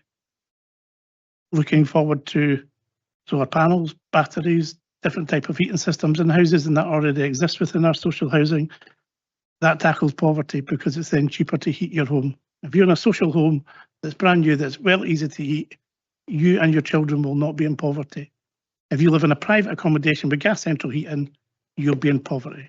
It's as simple as that within the statistics. So it's very important, the climate agenda is very important what we do within the housing service. With regards to Blue Recreation Centre, its passive house status was well appreciated, but it was this administration who put the money into that build. There was no money for the build until our administration passed a capital budget with the money in it. But the people of East Perthshire, not just Blairgowrie, have benefited from this centre. Fingers crossed that we are getting to the end of taking it over, really, Mr Beveridge. And people around the centre who had huge concerns prior to the build, the passive house building means that previously, historically, especially during hotter days, which isn't over this time of year, the old rec centre used to have its doors open, and all the noise and activities that went on within the centre were very audible out in the community. With the new centre, the new passive house standard, that's not necessary. The windows aren't opened because the actual heating system, the cooling system within the passive house system, more energy efficient, but also means that there's less noise pollution for surrounding houses who live next to these buildings. So the passive house stuff is very good in that aspect. With regard to farming and the climate adjustative, I live at Wester Essendon I used to be betwixt 3 berry farmers. There's now only one of them doing berries now. Climate change might have played a bit into that, but actually it was Brexit that played most into that because they can't get pickers. So the one berry farmer that's still there are growing cherries. All the raspberries, all the strawberries, all gone. The others are now growing Christmas trees, so you now get a Christmas tree war up at Wester Essendon between 2 different producers trying to sell to the passing public. But that's the nature of how farming moves on. Climate is part of that, but there's other economic factors that do it. Before I came into politics, I always remembered people saying that Scotland was too wee and too poor. With some of the comments in here today, I think come May, some political parties will be too wee and too poor. Thank you, Councillor McEwen. Councillor Braun next, please. Thank you, Provost. I did want to make a comment on the paper, but before I do, if I can just respond to Councillor Barrett. I picked this tile this morning because I thought went well with this shirt, but if he wants to be my fashion consultant in the future, I'm quite happy for him to do so and give me his advice. And on another point, if I may, just to clarify, since he made the comment, I am a loyal member of the Scottish Conservative Party. I intend to remain that way. I'm not going to cross the floor for anybody. And let me be blunt. Hell will freeze over before I stand beside Nigel Farage. So that's clear to this chamber. On the comment of the paper, one of the biggest problems of emissions, of course, is transport, is motor cars, buses, whatever. And we are seeing a gradual change to electric vehicles, maybe hydrogen in the future, we don't know. But there is a massive change towards electric. Battery technology is improving. Electric car prices are falling, although there may be a blip in the future when the new battery technology comes into play. But that will create a better market for second-hand cars because the batteries will last longer. I think the real problem we have is not the prices, but it's the infrastructure. There are more charging points in place now than there ever have been, and there are more and more coming along the line. But the big issue is, and you see it regularly in motor magazine articles, is that people are concerned that these machines are working. You find banks of 7 or 8 and you pull up, some of them aren't working. And it seems to me that the repair time takes a long time. It's not an issue perhaps directly for us, but it is an issue whereby we should perhaps be promoting with the companies that own these machines that they are repaired quickly. They're all digital, so the companies know there's a failure and they can get out quickly. So I think it comes back to this concept of range anxiety, and I think the public need to be allowed to understand that yes, the cars are cheaper, but the infrastructure is there, it is workable. Just give it a try. I don't drive an electric car, I drive a hybrid car. It's the second one I've had. And as I say, I don't think you can have a one-size-fits-all solution, but I think the big sales point for electric cars is not the cost of the cars and the type of cars, it's promoting the infrastructure, and it's there and it's working. And I think this is the issue we have to have. And if I may add one final point, following Councillor McEwen's comment, and he was quite right, the funding for the rec centre was within this administration. But the support and the work behind that was a cross-party thing all the way down the line, and it's not a party political thing. We were all involved in pushing for this rec centre to be built, and I think that's important. And the passive house design is an excellent one. It's had a few teething problems, of course, because it's one of the first ever built, but it's working. It's one of the most popular facilities we've seen built. It's going very well. Thank you, Provost. Thank you very much, Councillor Braun. Councillor Allen next. Thank you, Convener. I'd first of all like to thank for the paper. Thought that was very good. I read it and I enjoyed it. I will make a direct apology to Ethan because I missed his presentation. I will, however, watch and listen and enjoy it later on. Sorry I missed it. However, if we have little or nothing of any consequence to discuss, I can completely understand why other groups were in the chamber early. Thanks to the leader for recognising this. Some people in this chamber like to pontificate or attempt to make political capital by way of talking utter nonsense. I don't believe I heard anyone from our group criticising today. Lastly, when you suggest people should keep their comments, etc. to 30 seconds, please listen to yourself, learn and implement. Thank you. Councillor Colin Stewart with. Thanks very much, Provost. I wasn't going to. I wasn't planning to contribute today, but I did want to reflect on I think 3 of the comments that have been made. Firstly, on Councillor Kugali's point, I think it is important that when we're talking about the renewable infrastructure that we have in this country, we make sure that we have ethical supply chains for that. Because, and to amplify the point, there is not only ethical considerations, but environmental considerations, because the environmental standards for where the heavy metals and so on are mined and the manufacturing practices we would not pass in this country. But the other 2 comments I wanted to reflect on were Bailey McLaren and Councillor Shire's points about food security.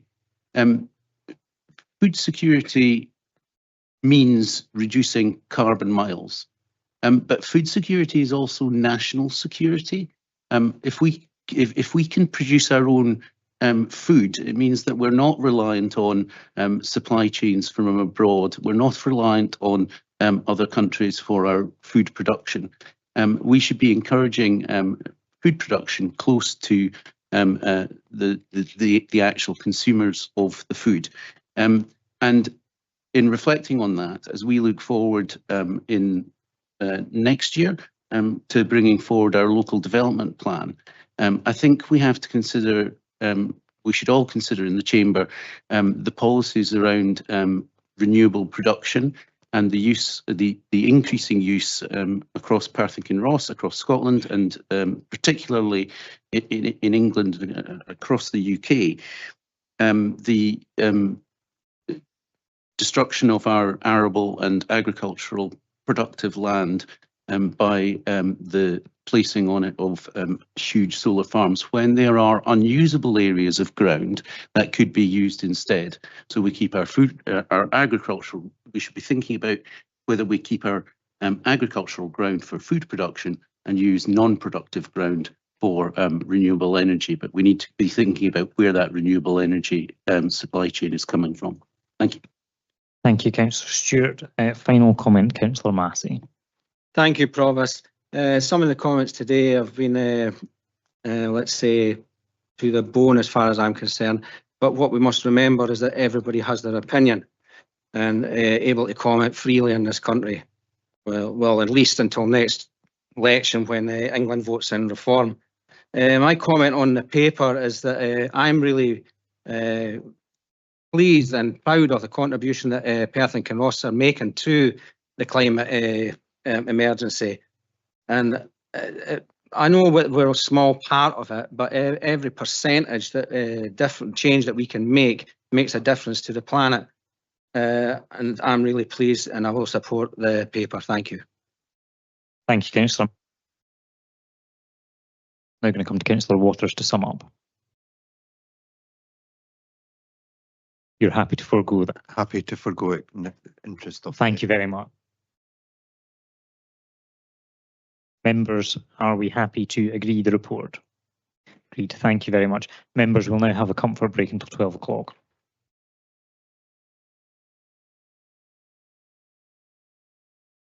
Good afternoon, members. Welcome back to full council. Before we begin item 4, I'd like to ask council's agreement to vary the very order of business to put item 7 after item 9.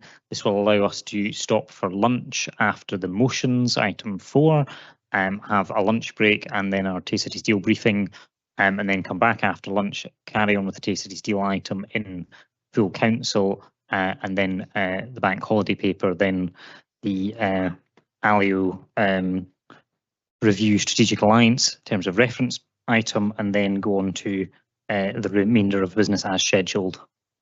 Are members happy to agree that? Thank you. Okay, moving on. Item 4.1 is motion regarding visitor levy February 2026. This is a motion by Councillor Forbes. Councillor Forbes, would you like to move your motion?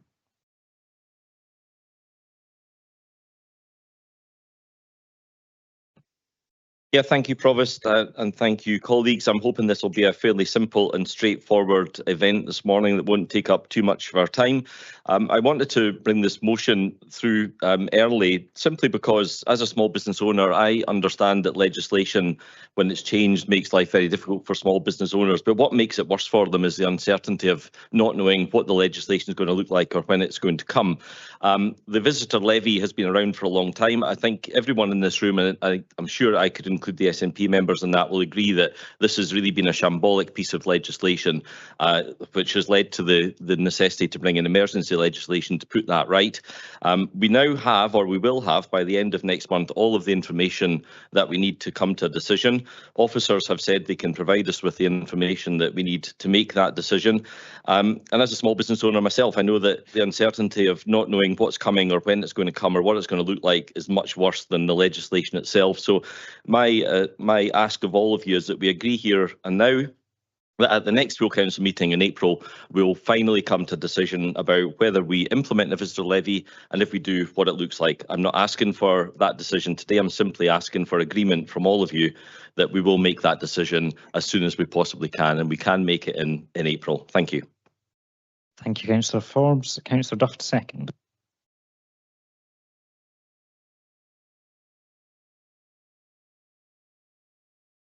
Thank you, Provost. As members will recall, the council decided to engage residents, visitors and businesses in Perth and Kinross on the matter of a visitor levy over a year ago now. Much work and engagement has taken place over the last year. Engagement phase commenced in March 25 and a number of consultation events were undertaken across Perth and Kinross. The online survey ran from the 2nd of June to the 30th of September 2025, and over 1,600 responses from residents, visitors and businesses were provided. An economic impact assessment has been commissioned. Originally, a paper was to come to Council in December 25 for consideration, but this was put back to await proposed changes to the Visitor Levy Scotland Act. These proposed changes have been discussed in the Scottish Parliament, and the Visitor Levy Amendment Scotland Bill is currently going through the process. The changes which it is proposed to introduce are known, and together with the results of the online survey and an assessment of the likely economic impact, councillors will have the information needed to come to a decision on whether or not Perth and Kinross should introduce a visitor levy. This motion therefore seeks to bring a paper to Council on the 29th of April 2026 for a decision. I believe that sufficient information is now to hand to allow that decision to be made, and I recommend the motion to members. Thank you. Thank you, Councillor Duff. I've got a point of order which has to come ahead of the point of clarification. So, Councillor McEwen, you have a point of order.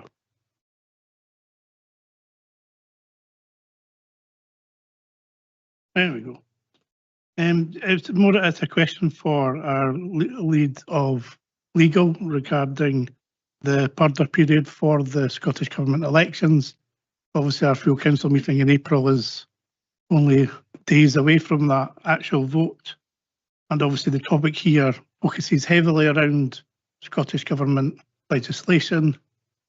And in my brain, that just doesn't equate up as something that we should be doing in this chamber at that time. Thank you.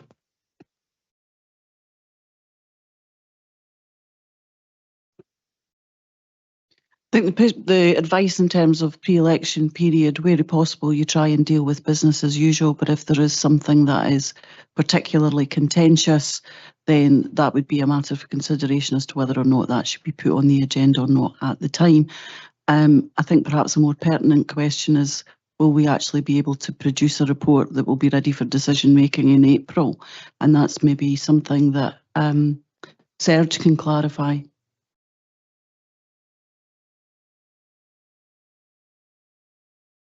I'm going to come to that was to be my point of clarification, Provost. If you'll indulge me, I was looking to ask officers to please clarify whether it is officers' views as well that they would be in a position to present all information necessary for elected members to be able to make a decision based on an assessment of all of the relevant facts in this issue. Thank you.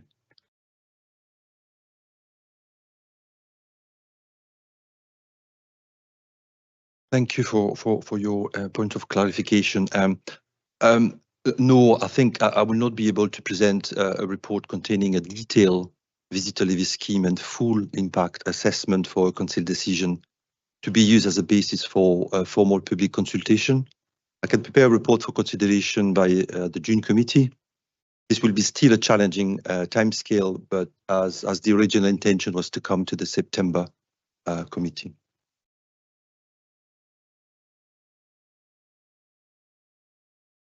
Okay, thank you. I have an amendment from Councillor Drysdale.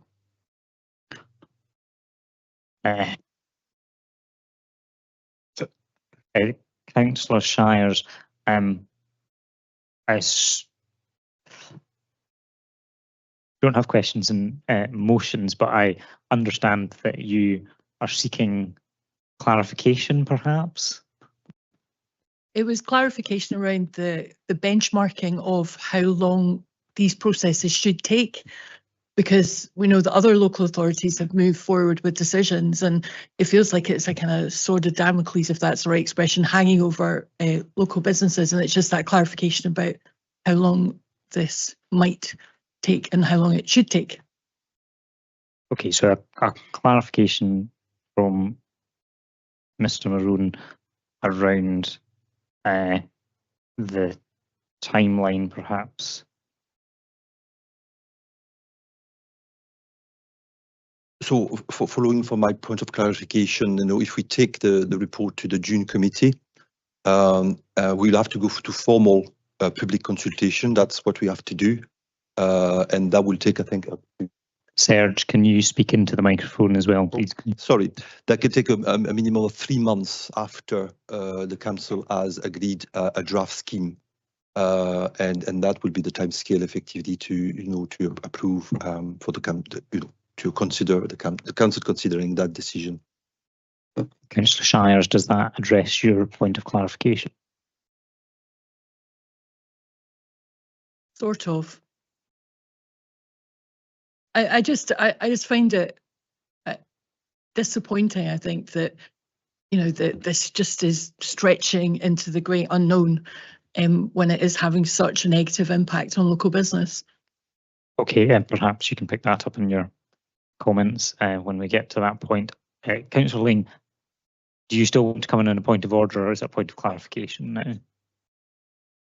If Councillor Drysdale's was a point of order, mine is that the head of Mr. Simpson came with the reason for we should try and do business, but not if something's going to be, we take it inherently political.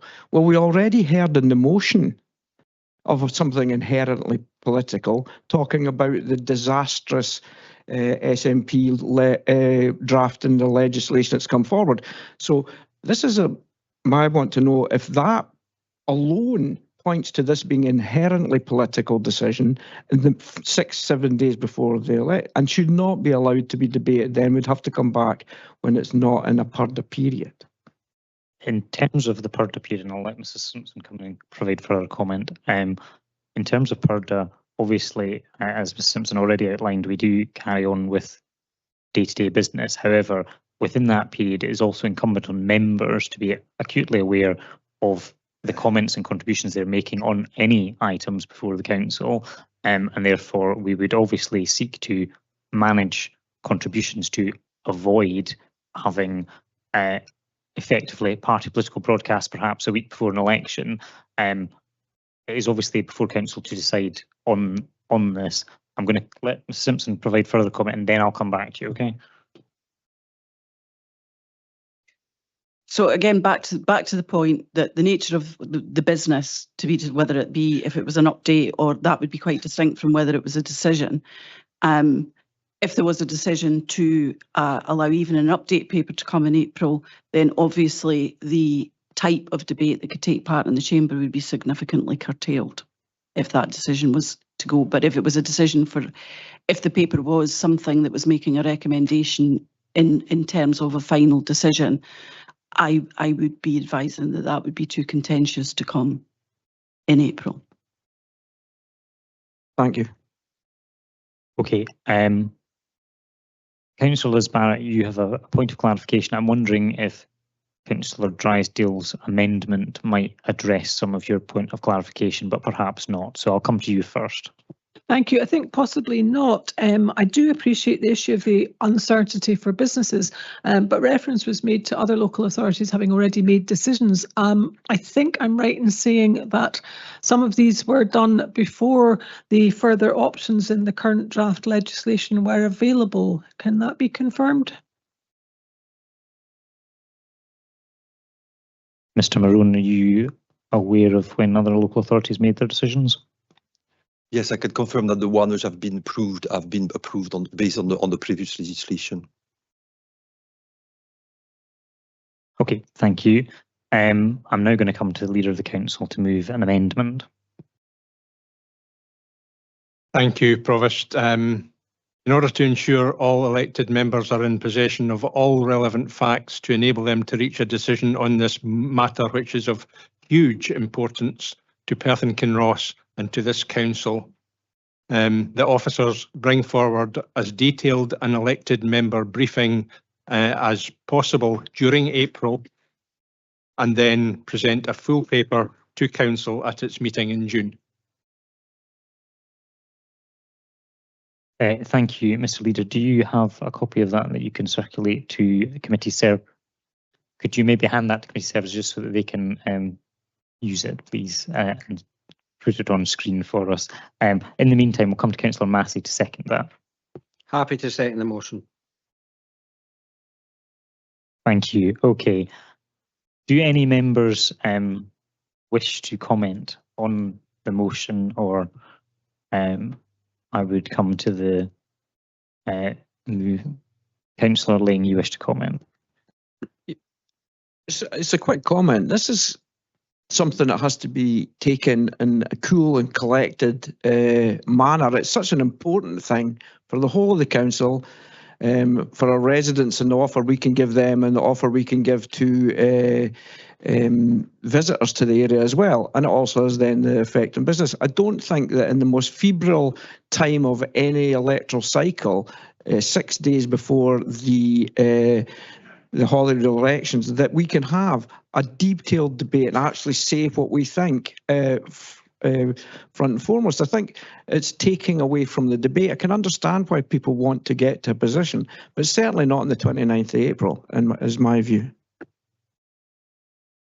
Councillor Johnson. I too will be brief, but bluntly, this to me is an absurd motion.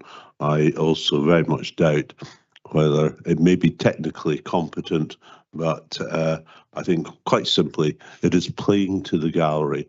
Let's be clear, the Visitor Levy Amendment Scotland Bill is going through Holyrood right now.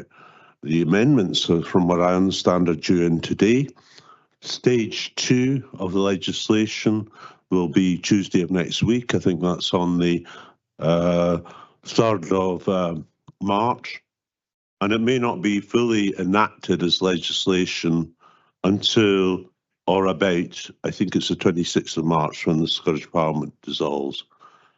We're then told here that, hey, we can, between that point on the 29th of April, get a full detailed report on what the legislation will be, and there will be changes on implementation for councils. It does allow for potentially for different rates to be applied based on location or on time of year, potentially. Also in a specific fixed rate charge rather just a percentage rate. And there are other, and maybe more, come through even the amendments. So we need to look at this in depth. But, you know, the message we're purely getting from the Conservatives is this is negative, it's bad for business. I would actually argue, and we'll see on the 17th of June, this is very potentially very beneficial for many parts of business and for our community as a whole. It is something I believe we need to move forward with, but it's important that we decide on how we allocate any revenues and also the extent to which those revenues can be used for capital investment, which will be allowed to finance. But it's a key point here, and I just totally reject this motion. And it's obvious what the Conservative group are playing at here. Thank you.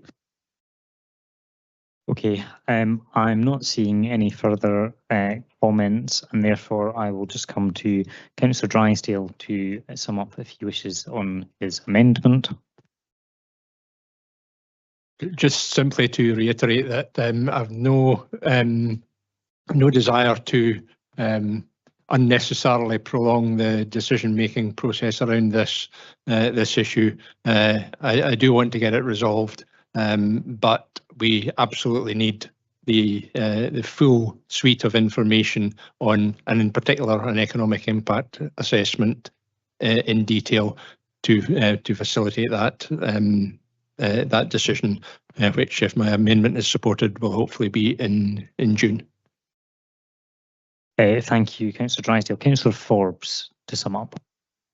Yes, thank you, Provost. I most definitely do. I was quite surprised to hear the Leader of the Council say he has no desire to prolong this decision and then produces an amendment to do exactly that, to prolong the decision. This is absolutely nothing to do with politics. This is about trying to make life better for a section of small businesses in Perth and Kinross on which the economy of this area depends, to make their life a little bit easier. It was got nothing to do with the politics of it or the Scottish election. This council has a reputation for dithering, for kicking decisions down the track, and I think it's time we stopped that. We're here to make decisions. We should make those decisions. And the amendment today was only to get it on the table for the next available opportunity. And on a really practical level, and I think I'll have to be having discussions with the Chief Executive about this after the meeting, this was put in plenty time. There was some back and forward with discussions about the wording. It was approved to be competent. I was told the information could be brought in time for us to make our decision, but it appears today that that is now not the case. So I'm unhappy about that, but that's a matter for myself and the Chief Executive after the meeting. So I would suggest that we stop delaying this, we stop kicking decisions down the track, we make the decision and we get on with things. Okay, we're going to move to a vote. Mr. Hendry. Thank you, Provost. Members, we're dealing with item 4.1 on the agenda. We have a motion by Councillor Forbes, seconded by Councillor Duff. Proposals are set out on the agenda. We have an amendment by Councillor Drysdale, seconded by Councillor Massey, the terms of which were posted in the chat. And just for the benefit public, the amendment by Councillor Drysdale is, in order to ensure that all elected members are in possession of all relevant facts to enable them to reach a decision on this matter, which is of huge importance to Perth and Kinross and to this council, the officers bring forward as detailed as possible an elected member briefing during April and then a full paper to council at its meeting in June. Before I begin the vote, I believe Bailey Williamson is online and joined at the start of the previous item. Can you just confirm that you're present, Bailey Williamson? Present. Thank you. So when I call out members' names, can you confirm if you're voting for the motion by Councillor Forbes or the amendment by Councillor Drysdale? Bailey Ahern. Motion. Councillor Allen. Motion. Motion.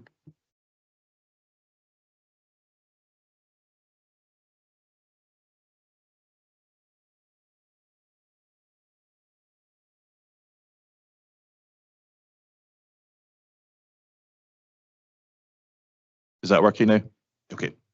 Bailey, can you hear me online? Yep, I can now. I'd like to vote for the amendment, please. Thank you. Thank you. Councillor Liz Barrett. Amendment. Amendment.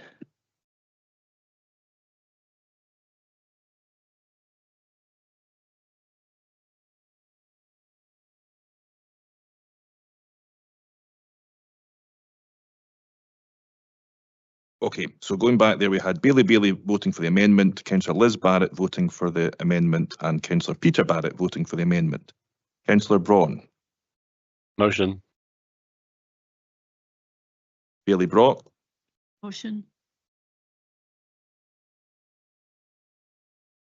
Amendment. Councillor Chan. Motion. Councillor Cuthbert. Motion. Councillor Donaldson. Amendment.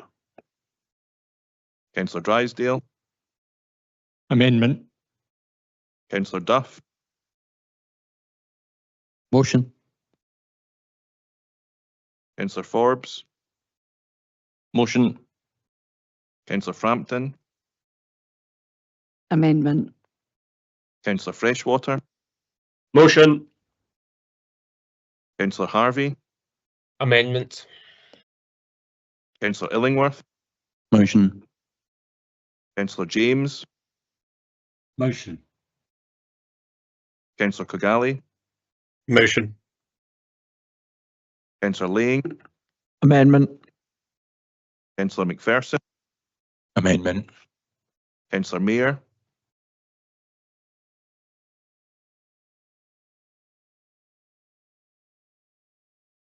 Amendment. Thank you. Amendment. Councillor McCall. Amendment. Provost. Motion. Councillor McEwen. Amendment. Bailey McLaren. Amendment. Deputy Provost. Amendment. Councillor Rebeck. Amendment.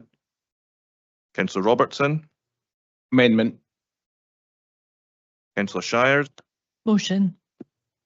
Councillor Smith. Motion. Councillor Colin Stewart. Motion. Councillor Grant Stewart. Amendment. Councillor Watt. Amendment. Councillor Waters. Amendment. Councillor Welsh. Amendment. And Bailey Williamson. Amendment. Thank you, members. Provost, we have 17 votes for the motion, 23 votes for the amendment, so the amendment is carried. Thank you very much, Scott. We now move on to item 4.2, members, which is motion on 1 to 5 High Street. I can confirm that further to clarifications provided to members since the 10th of December 2025 decision, I do consider there to be enough material change as required under Standing Order 23.2 to allow for reconsideration of this item today. Councillor Colin Stewart to move the motion.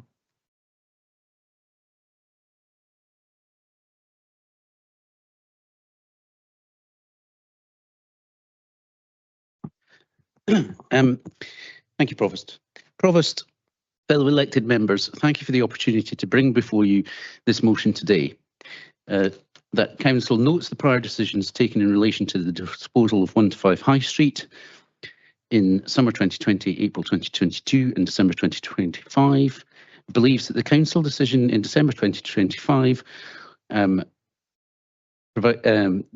that since the Council decision, additional information, including around running costs and other interest expressed, has been provided to elected members, which may have changed their view and thus decision, and resolves, therefore, to pause any work on the current proposal and to establish, to undertake a new marketing exercise for 1 to 5 High Street to establish the full market potential of the building for any use.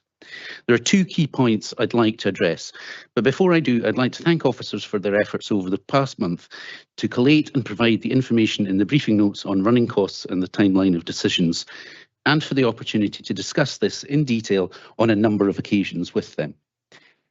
Last month, I said that Council had made our decision in December in a vacuum of information.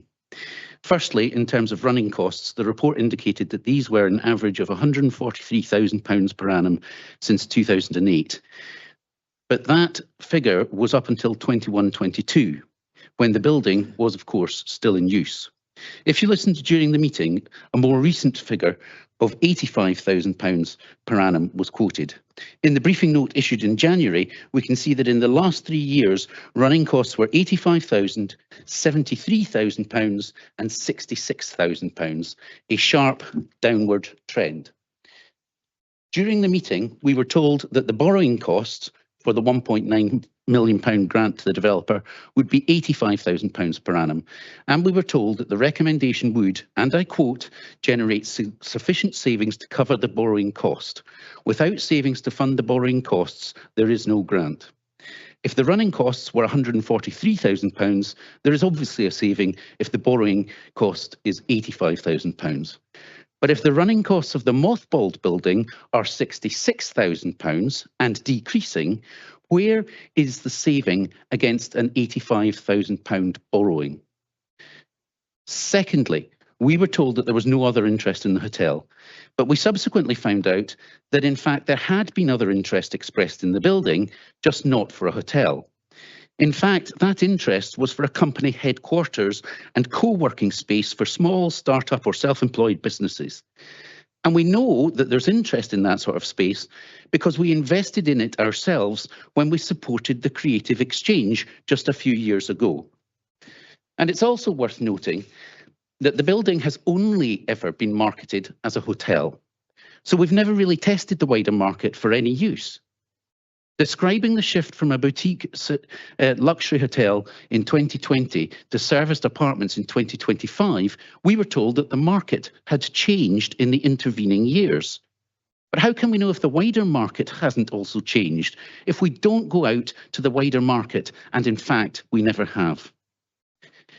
In summing up, we know that a lot of members clearly stated that they voted in December on the basis that there would be substantial savings by swapping our running costs on the building for the borrowing costs on the heritage grant of £1.9 million. I contend that anyone planning to vote against the motion should be able to clearly articulate how 66,000 is more than 85,000. Similarly, they should be able to explain how we know that there is no other possible use for 1 to 5 High Street when the question has never even been asked. Provost, members, I commend this motion to the Chamber. Thank you, Councillor Stewart. Councillor Cuthbert to second, please. Thank you, Provost. To quote Councillor Donaldson, I'll be brief. I'm seconding this motion as I believe that we did not have adequate information in December, and the public's reaction shows that they are also concerned. I'll start with material changes. There have been a number of material changes since Council made its decision in 2022. Specifically, the preferred bidder went into liquidation in 2024, and the proposal changed from the agreed boutique hotel to an apart hotel. I would have expected these to be highlighted, and Council asked specifically to approve these material changes when they were known. Moving on to borrowing costs, Councillor Stewart's already mentioned some of these. In 2020, Council was told that the borrowing costs for the £1.9 million grant would be £84,000 per annum through the Public Works Loan Board, and I emphasise that it's Public Works Loan Board. In December, we were told that there would be roughly £85,000 through prudential borrowing. These are different things. Bank of England interest rates in 2020 were 0.1%, and in December they were 3.75%. Following the meeting, I asked what it would cost for us to borrow £1.9 million from the Public Works Loan Board at current rates, and was told that it would be roughly £7.3 million or almost £147,000 per annum over 50 years. Moving on to running costs. In December, we were told that running costs were £143,000 per annum. In a briefing note, it turned out that we spent under £66,000 in 24-25. These costs included almost £49,000 of non-domestic rates. The Council receives the vast majority of its non-domestic rates back from the Scottish Government. So in effect, we give the Scottish Government the rates, we collect them, give them to the Government, and they come back to us. So in effect, the true cost of running 1 to 5 High Street last year was nearer £17,000. I'll let that sink in. Running costs were just over £17,000, not £66,000, and certainly not £143,000. So in essence, borrowing costs will be higher than the cost of running 1 to 5 High Street. And as Councillor Stewart's already, we were told in the meeting that without savings to fund the borrowing costs, there is no grant. This, in my view, is enough reason to bring this back to Council for further consideration. Councillor Stewart's also mentioned the other interests. Specifically, he's mentioned the one that we were aware of. And I would ask how many more there were, and do we know if others were actually interested, put in a note of interest and didn't get anywhere. Moving on, in the meeting we were told that the building had a de minimis value, which means too small to be meaningful. My research tells me that 1 to 5 High Street is included in the Council's accounts at a market value of £270,000. Refurbishment costs. We were told in December's meeting that the cost of refurbishing 1 to 5 High Street to offices would be £11 million. In 2020, we were told that the cost would be £5 million at 2021 rates. Subsequent research showed that the highest building cost information service costing was used for the whole building, which is roughly 2,400 square metres. My research has shown that the usable area is just over 1,300 square metres. Using the highest BCIS rate over the usable area gives a perhaps more realistic cost of 6.15 million when comparing it to 5 million in 2021. Using the lowest BCIS rate would give a cost of 1.8 million. So to summarise, 2 material changes occurred to the decisions of Council in 2020 and 22. Preferred bidder work was put into liquidation, and the proposal was not to build a boutique hotel. These should have been brought back to Council when they were known, and probably before planning was applied for. The current cost of the Council of running 1 to 5 High Street were overstated. The cost of borrowing was, in my view, understated. The cost of refurbishment was, in my view, overstated, and there were other inconsistencies. I do have more examples if anyone is interested. So it is my simple view that this matter should be brought back to Council with a corrected report and other options made available for us to consider. Thank you, Provost. Thank you, Councillor Cuthbert. Leader of the Council, you have an amendment.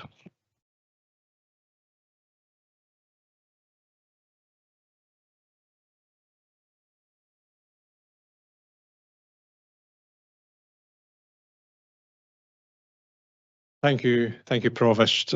First of all, just to respond to one of the comments that Councillor Stewart made in relation to events at the December Council meeting, I do recall specifically that John Beveridge, Head of Property, did clarify that a continuing period of inactivity was likely to see increases in maintenance costs. So I just wanted to put that on the record. But I want to start by recognising the genuine commitment from colleagues across the Chamber who have spent a great deal of time and effort in examining the information available, both from the reports, briefings and answers from officers and from wider public sources. It is important that elected members are able to satisfy themselves individually of the reasons for the decisions that we make in this chamber, and people will understandably reach different conclusions, and that's fine. That's the nature of good democratic debate, and I respect that. For me, though, this is an example of where our decisions need to be both ambitious and realistic. While it's absolutely right that elected members want assurances on the future of this building for the residents we serve, there is a risk that we throw out the baby with the bathwater, so to speak, by risking an opportunity which is already secured in the hope of an unknown alternative.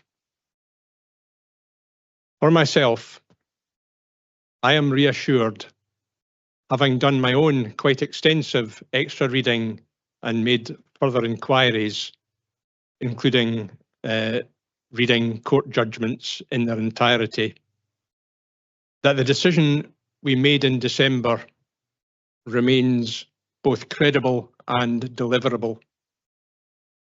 Officers and the directors of Loch Terrace Limited have given the assurances they can, and ultimately each of us must exercise our own judgment about whether the hotel option offers the best future for this important site across the road, just outside these windows.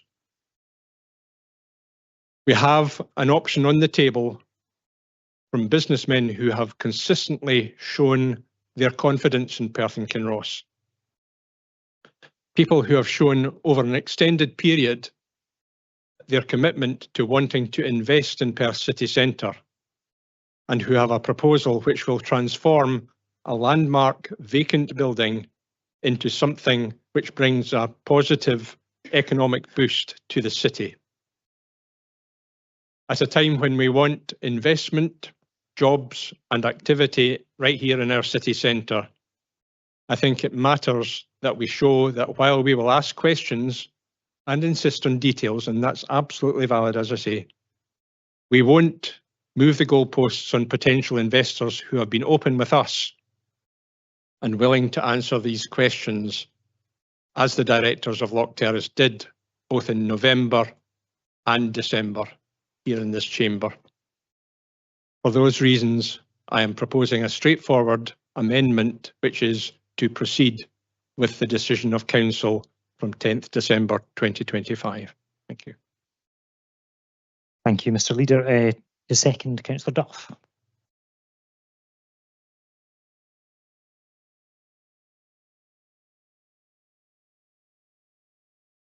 Thank you, Provost. We've had much debate and briefing here in these chambers in connection with 1 to 5 High Street. And in the media, selective stories have been written about certain circumstances which have brought us to this point today. The reality is that the use of this building, which has been surplus to the Council's requirements for many, many years, and which for most of that time was pretty much unloved and unwanted, was falling into a serious state of disrepair, with its leaking roof and drafty windows, dirty, dusty rooms and debris-strewn corridors, found a potential new lease of life in 2022, when we agreed to work with the then Henley Homes to turn 1 to 5 High Street into a much-needed quality hotel in the centre of the city of Perth. It came on the back of a report that what our city centre needed to help with its economic growth was good quality hotel rooms, which led this council to market the building solely for that purpose. In doing so, it was clearly recognised by council that developing this listed building for a high quality purpose, with its heritage assets including the council chambers, Justice of the Peace Court and stained glass windows, would be challenging. And the experts acknowledged that there would be what is called a conservation deficit, with the cost of protecting these heritage assets in any new development would cost more than the resulting value of the building. Hence, the recommendation included the need for a grant to ensure that these beautiful parts of the building were preserved and accessible by the residents and visitors to Perth for the future. Much has been made about the inclusion of the £1.9 million grant as part of this contract. However, it's not that long ago that this council approved a £3 million grant to pull down a listed building, but now some of us are questioning a £2 million grant to save a listed building. It has been my experience that when fully explained, most people understand why it is necessary to provide this level of grant as part of the deal. I'm aware, as mentioned in the motion, that there have been some issues with information provided to councillors and papers and responses on this matter. Issues such as the running costs and just exactly how much we spend on maintaining the building. The reality is that over the 15-year period, we have spent an average of £137,000 per annum on the repair and maintenance of 1-5 High Street. It is equally accurate that these costs have come down considerably in the last 2 to 3 years as we waited for the hotel development to start. I would contend that it is also realistic to expect these amounts to increase to the former levels if we do not dispose of these premises at the earliest opportunity. In terms of interest in the building, I do not believe that 2 small inquiries many months apart into the availability of the building amount to a material change, which even if we were advised of them in December, would have caused us to alter our course of action and the decision we took then. Loch Terrace have invested significantly in their plans for the new Hayton Hotel. They've continued to work with the council to bring their vision to our doorstep just across the road, and the proposed changes were known and discussed at council in December. They have sought at great expense to secure planning approval without having an agreement in place to develop the building.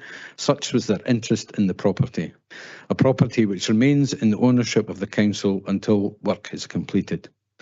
If we were to endorse this motion, we risk Loch Terrace walking away, we risk having to pay compensation for their efforts, we risk future investors in Perth wondering if this council really means what it says, we risk finding no one able and willing to develop the property into something which will enhance our city centre economy, and we risk the jobs and construction and employment and the investment that the Hayton Hotel will bring. I therefore encourage councillors to reject the motion and confirm that we will stay with the decision we took in the Chamber in December. I support the amendment. Thank you. Thank you, Councillor Duff. I've got 2 points of clarification, one from Councillor Ling, first of all. Thanks. It's quite simple. I'd like to ask the head of governance and legal. We seem to, because we're here, we may be accepting that there has been material change, and maybe there isn't. In my view, that there is, and other people might have the view that there's been no material change, and I'll speak to that in comments.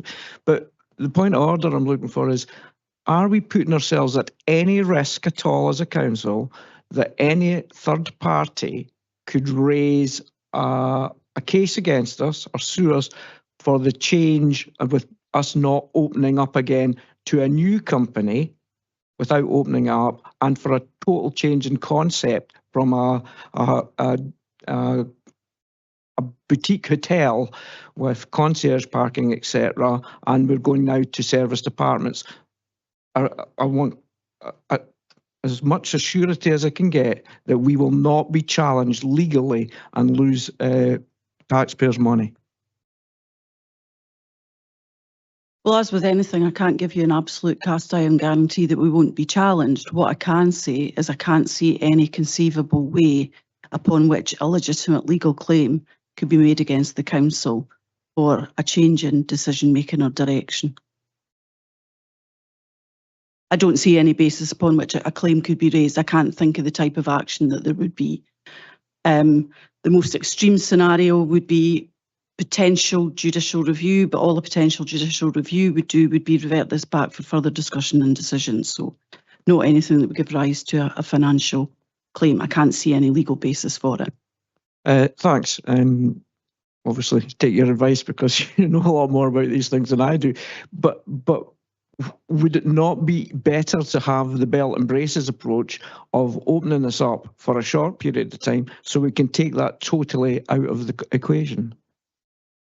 I think, sorry, if I can just come in for, I think we're straying into debate perhaps here rather than. I did want the head of legal because she will know if that's a safer option rather than any of the rest of us. Sorry, I'll take it down if you don't think it's a suitable question.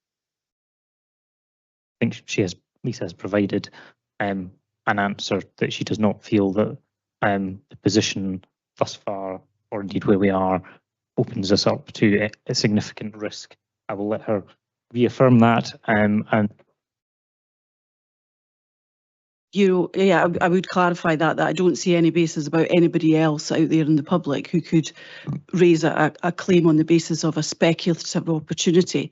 I think, and whilst I'm absolutely satisfied that we are relatively protected in terms of a challenge from the existing proprietors as well, I think if you're looking at risk, then there's a higher risk that there would be a challenge made from the current developers who have expended a significant amount of money to date.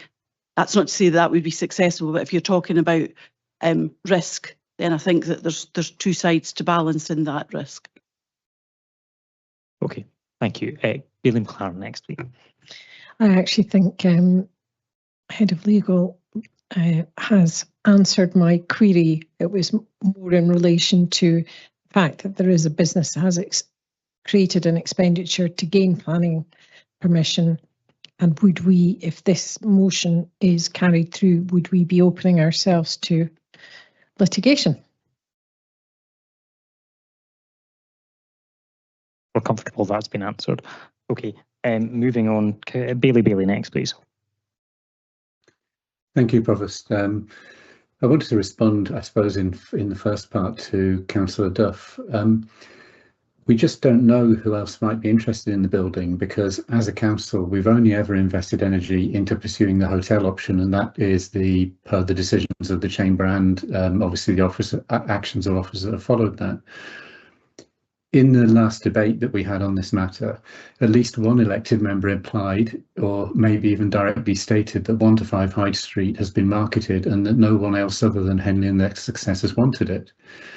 Yes, in 2019 going into 2020, it was marketed, but I'm looking at the materials here this morning, and page 1 right at the top says, and I quote, "BKC are bringing this development opportunity to the market for hotel use. This represents an excellent opportunity to develop and operate a hotel at a key city centre site." In the 3 or 4 pages of that document, the word hotel is mentioned 25 times. There's even floor plans for a hotel. And it's enough to stop anyone with thoughts other than a hotel from bothering to put in a bid at that stage. So the reason I'll be supporting the motion today is that it's not safe for us as elected members to conclude that a hotel is the sole option here. We haven't actually asked the market. I'm in favour of finding out whether the option we've been pursuing is indeed the only option to get this building back into good use. And for that reason, I'll back the motion. Thank you. Thank you. Councillor Peter Barrett. Thanks, Provost. I think it's really disappointing that we have this motion in front of us today. The Council took a decision in December whilst in possession of all the material facts, and it did so by a substantial margin of 31 councillors to 6. And that decision was not to pursue alternative options, including conversion to housing, conversion to office space and retention of ownership of the building for leasing it for hotel use. And it does seem bizarre to me that the council, having taken such a clear decision to market 1 to 5 High Street for a hotel development in 2019, as Councillor Bailey has just explicitly described, we're now in the position of having some councillors asserting that some tentative inquiries to develop the buildings for completely different alternative uses at a time when the council had a preferred bidder and an agreement for the specific purpose of hotel use should consider such an inquiry as material, and of such material nature as to change the minds of councillors and divert the council from the course it has democratically decided upon and pursued for 6 years. I think we really must act to preserve the reputation of the council. We don't want people to think that we are congenitally indecisive, and I think also that we don't want to question the considered decision-making ability of members of this chamber. prior to the council's decision and the agreed course finally being embarked on in 2019, there was a decade of dither and delay, being the phrase of the day. I referred to that during the debate in December, when we were then being asked in an amendment to open it all up again for yet another time. And in, frankly, a repetitious fashion that would put Groundhog Day to shame, we're now being asked to do exactly the same again. I said in December that the 1 to 5 High Street saga had gone on for far too long, and so it has. It's proved too tricky for too many administrations to grasp, and the inability of councillors in previous times to match actions to words when it comes to getting rid of old buildings which have been declared surplus to requirements. I also think there's a concern among some members that there's an aversion for big money being spent in Perth. Councillor Stewart brought up the subject of the building maintenance costs. Those costs have been carefully and rightly managed down to the bone over the period of time that we've tried to dispose of this building. There is no guarantee that they will not rise and rise steeply in the future. I said at the last meeting that I have confidence in the due diligence that is being conducted and through the safeguards that are built into the process, retention of title and council ownership of the buildings throughout the construction phase until completion of the hotel, the staged payments to agree milestones in the delivery of the heritage works, and evidence and reassurance of proof of payment to subcontractors. I still have confidence in that process and in the judgment and recommendations of our offers. I cannot say the same of the mover and the seconder of the motion or of the case that they've put forward. Councillors, we need to separate the wood from the trees. We need to see the big picture and be ambitious, not lacking in ambition for our city. We need to seize a precious opportunity for transformational investment in our city centre, not endless revisiting of decisions. So let's put an end to that for once and for all, and please support the amendment. Thank you. Thank you. Thank you, Provost. Thank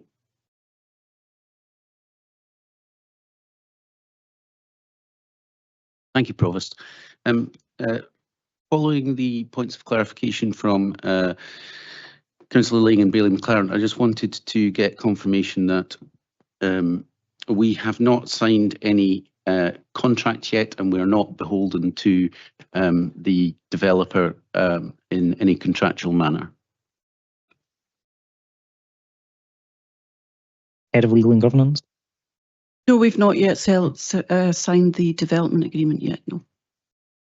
Okay, moving on, Bailey Ahern next, please. Thank you very much. Yeah, I'm going to be voting for the motion. Following the council meeting in December, I put an FOI in asking for a breakdown of the costs, exactly what was spent over the last 10 years, hence the members' briefing that came out. Councillor Leaders turned around and said that we have made an ambitious decision. Councillor Barrett has just turned around and said that we made the decision with all the material facts. We haven't. We didn't have that information. We didn't have the information that there are other interested parties, regardless of whether it was realistic or not. The reason I'm backing the motion is because we made a decision in council without all the facts. That sets a dangerous precedent if we're going to be moving forward, making decisions in council when we haven't got all the facts, and when we ask for it to come back and then try and make a decision and get a vote again with all the different information, then we're in a bad situation. I would like to see us follow the motion, get it back out, see if there are interested parties or anybody else that's been interested since then, and then it come back with all the facts that we've all now got to make a proper decision that is, again, in quoting the council leader, ambitious and realistic, and quoting Councillor Barrett, will have all the material facts this time. Thank you. Okay, thank you, Bailey Ahern. Councillor Lane. Thanks. And I know that others concerns were raised before about who is the preferred bidder now and bring it forward. And I'm not so concerned about that. I'm more concerned about the process of how we've got to this position, where we employed consultants who came and told us that Perth was lacking 4-star hotel accommodation, and that would be the big economic drivers. 4-star hotel accommodation with concierge parking, with fine dining and everything. I'd voted against the proposal before when I heard this, and I was convinced that this is what Perth needed to make it more sticky. Different people would come and stay and utilise the great offer that we have within Perth City. That was like, to me, we were going to be getting a 4-bedroom house in the middle of the country. What we're ending up with is a 1-bedroom flat for the same cost. Now, I know that the change in the hotel offer is changing all the time. That's why we do not know if other people would be willing to come in and make it a hotel, a part hotel. That's where my concern is about the council is not looking at all the options. This isn't kicking it back for a long time. And if the preferred bidder, that's the preferred bidder just now, Loch Terrace, I'm fine with that. Let them go on. But we have to be seen to sit here and not be dogmatic and to go for the one person or the one thing through iterations. What would have happened if they changed it to be something else? This is not what we were promised and voted for back in the day. And we, as to pick on Councillor Duff's thing, it was brought here by selective stories in the press. This was brought here by councillors who questioned information we were given and taken good faith that turns out to be slightly incorrect. That's what brought it here. The marketing was for us a high quality hotel. That's not what we're getting now. That was a selective quote as well. I think there has been material change, and I don't think people should take decisions because they're scared of what might happen. We're scared that this might, if it goes out to, we might lose it and we'll end up nothing. So we're not taking it forward for the best reasons. We're taking it forward because as a local authority, we are afraid that nobody else might come forward. I have small time to test the market at this stage, so I'll be supporting the motion. Thanks. Okay, thank you very much, Councillor Ling. Councillor Freshwater next, please. Yeah, thanks, Provost. I think, yeah, just to say, I share the comments reflected by Bailey Ahern and also by Councillor Lang. I think for me, I remember when I made the decision last time, it was very much on the facts presented in front of us. It wasn't a perfect solution, but on balance, it seemed to be the right one. I dare say if we delay this, we'll probably be in a similar position a few months down the line in terms of who's the preferred bidder. But had I seen the facts that are available today at the meeting last time, I probably would have voted differently. So therefore, I will be supporting the motion. Thank you. Thank you, Councillor Freshwater. Councillor Massey. Thank you, Provost. I will be supporting the amendment. I've read all the facts presented to us, and to me, it's clear that there's been no change in circumstances that would have justified revisiting or altering the council's decision in December. While an administrative error occurred in failing to follow up the response to Mr Wallace's email in May 2025, this oversight does not amount to a material expression of interest relevant to the council's previous decision. The council position has been consistent. 1-5 High Street is to be marketed as a hotel. Officers are now confirmed both from earlier correspondence and through the most recent meeting with Serge Marone and Mr Wallace. Mr Wallace has no interest in developing it as a hotel.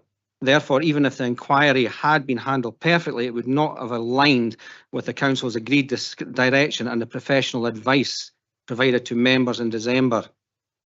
I think it's also important to emphasise that no senior officer involved in advising members was aware of this inquiry. The failure to respond was a procedural lapse caused by a staff absence, misdirection of an email and operational pressure. Officers have acknowledged this openly and already implemented strong checks to ensure this does not happen again. And on the question of the 1.9 Heritage Grant, it's not a lump sum as some people seem to suggest. Funding can only be drawn down as the works on the eligible heritage are undertaken. Every claim must be supported by invoices, photography evidence, site inspections. And if elements of the restoration are not required, or are not on cost as much, then that portion of the 1.9 million will not be used. I think for myself, Lock Terrace, who were the preferred bidder back in December, we agreed to give them that the hotel, the building. They've invested significant time and substantial financial resources in securing planning permission. They've demonstrated a clear and viable business case. I fear if we undermine that, we may be left with a vacant, decaying building, which is going to cost us more in the long run than what we're paying, the 66,000 that we're paying at the moment, with ongoing maintenance costs. And at a time when we're going through an incredibly challenged budgeting process, we must be honest. Do we really want to saddle our constituents with an ever-increasing maintenance bill for an empty building? I don't think so. Maintaining the December position is not only consistent, it's financially responsible, economically beneficial, and firmly in the best interest of the people we serve. Thank you. Thank you, Councillor Massey. Thank you, convener. Just to say that in 4 years of being a councillor, this is the most conflicted I've been. I'll make up my mind when I press the button. Thank you. Thank you, Councillor Allen. That may be coming quite soon since we're moving on to summing up. Councillor Leader. Nothing further. Thanks, Provost. Thank you, Councillor Colin Stewart. Thank you, Provost. I want to reflect on some of the comments which have been made. I'll maybe start with Councillor Massey, seeing as he'll be freshest in all our memories. Councillor Massey said that there was no formal expression of interest from the other interested party. That's exactly the point.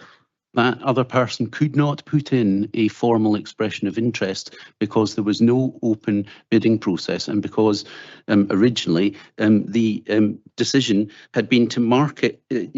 Councillor Massey said that there was a decision of council to market it as a hotel. No such decision was ever taken by council. As Bailey pointed out, the marketing happened before the decision of council, and the marketing was as a hotel. We have never instructed officers to only market it as a hotel. And in the absence of that wider marketing, nobody else can put in an expression of interest. Councillor Barrett said that an interest was expressed, that those two interests were expressed when we already had a preferred bidder. We didn't. It was specifically and explicitly after the publicly announced liquidations of the two prior versions of the special interest vehicles that those expressions of interest from the gentleman in the press, Mr. Wallace, came in. It was after we didn't have a preferred bidder. Councillor Duff said he wasn't sure if it was a serious interest. He will have read the same press reports as I did, which was that a Perthshire businessman had to go elsewhere out of Perth and Kinross because he couldn't get the accommodation, but that he would still have an ongoing interest if we were to go back out to the market and invite other expressions of interest. Councillor Drysdale outlined in his amendment that there was a reputational risk to the council, he felt, if we pulled out of this deal, for companies dealing with us in the future. What about our reputational risk of the council with our own tax-paying residents? We know that this is incredibly unpopular. We know that they don't want to spend our money like this, Councillor Massey. If you're concerned about the budget process, then you should be concerned about the fact that nobody has risen to my two challenges. I contended that anyone planning to vote against the motion should be able to clearly articulate how £66,000 in running costs is more than £85,000 of business costs. Similarly, I challenged members to be able to explain how we know that there is no other possible use for 1 to 5 High Street when that question hasn't even been asked. I will go back to what we were told, the quote I gave in my introduction. We were told that the recommendation would, and I quote, generate sufficient savings to cover the borrowing cost. Without savings to fund the borrowing cost, there is no grant. That question remains open. Nobody planning to vote for the amendments today has answered it. Provost, I again commend my motion to the council. Okay, thank you, Councillor Stewart. We'll now move to the vote. Mr. Henry.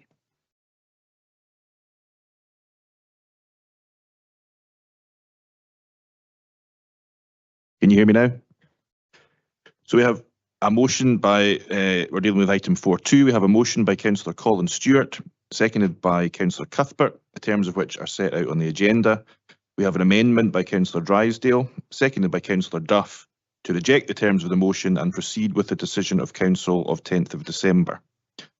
When I call out members' names, if you can confirm if you're voting for the motion by Councillor Stewart or the amendment by Councillor Drysdale. Bailey Ahern. Motion. Councillor Allen. Motion.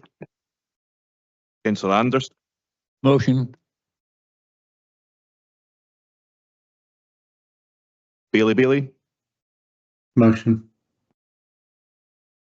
Councillor Liz Barrett. Amendment. Councillor Peter Barrett. Amendment. Councillor Braun. Amendment. Bailey Brock.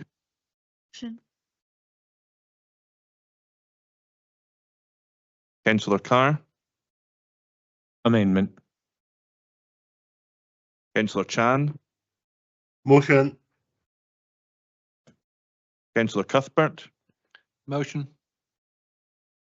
Councillor Donaldson. Amendment. Amendment. Councillor Duff. Amendment.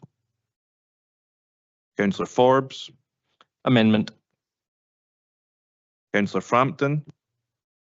Amendment. Councillor Freshwater. Motion. Councillor Illingworth. Amendment.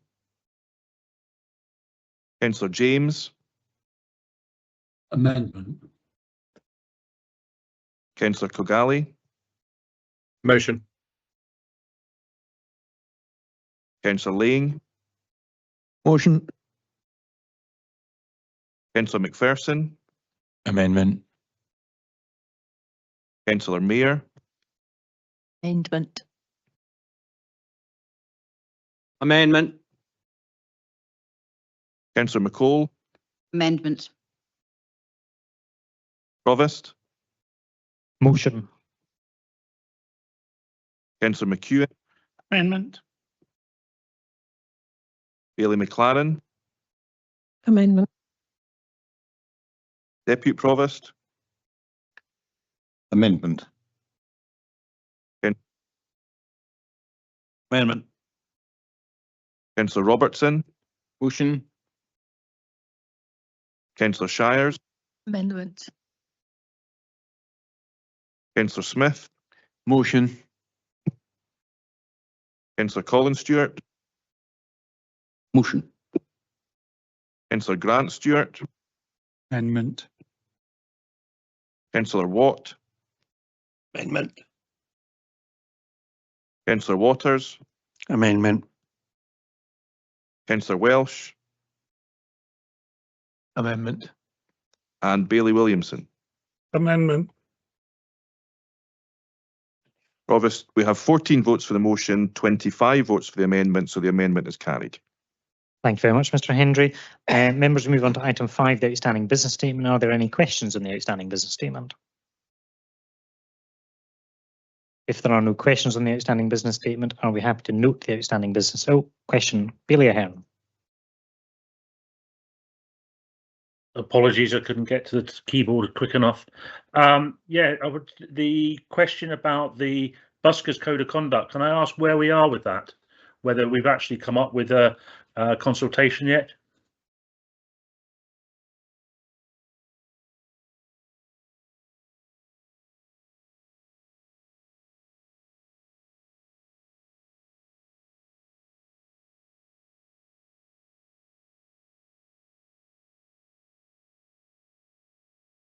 I'm not hearing anything if anybody's speaking. No, we're having technical issues in the chamber. Apologies about that, Councillor Bailey Hearn. Just to confirm that Stuart Skene has established a working group and indicative timescales based on timescales are that something will be brought back for June as agreed, but benchmarking work's underway and there will be the wider consultation and indeed engagement with elected members as promised. So further information sort of to follow, sort of in the not too distant future. Thank you. Okay, thank you. There being no other questions, are members happy to note the outstanding business statement and agree to remove completed actions? Agreed, thank you. Right, members, we now move to lunch and we will return at 3:15. The briefing for members starts at 2:15. Thank you.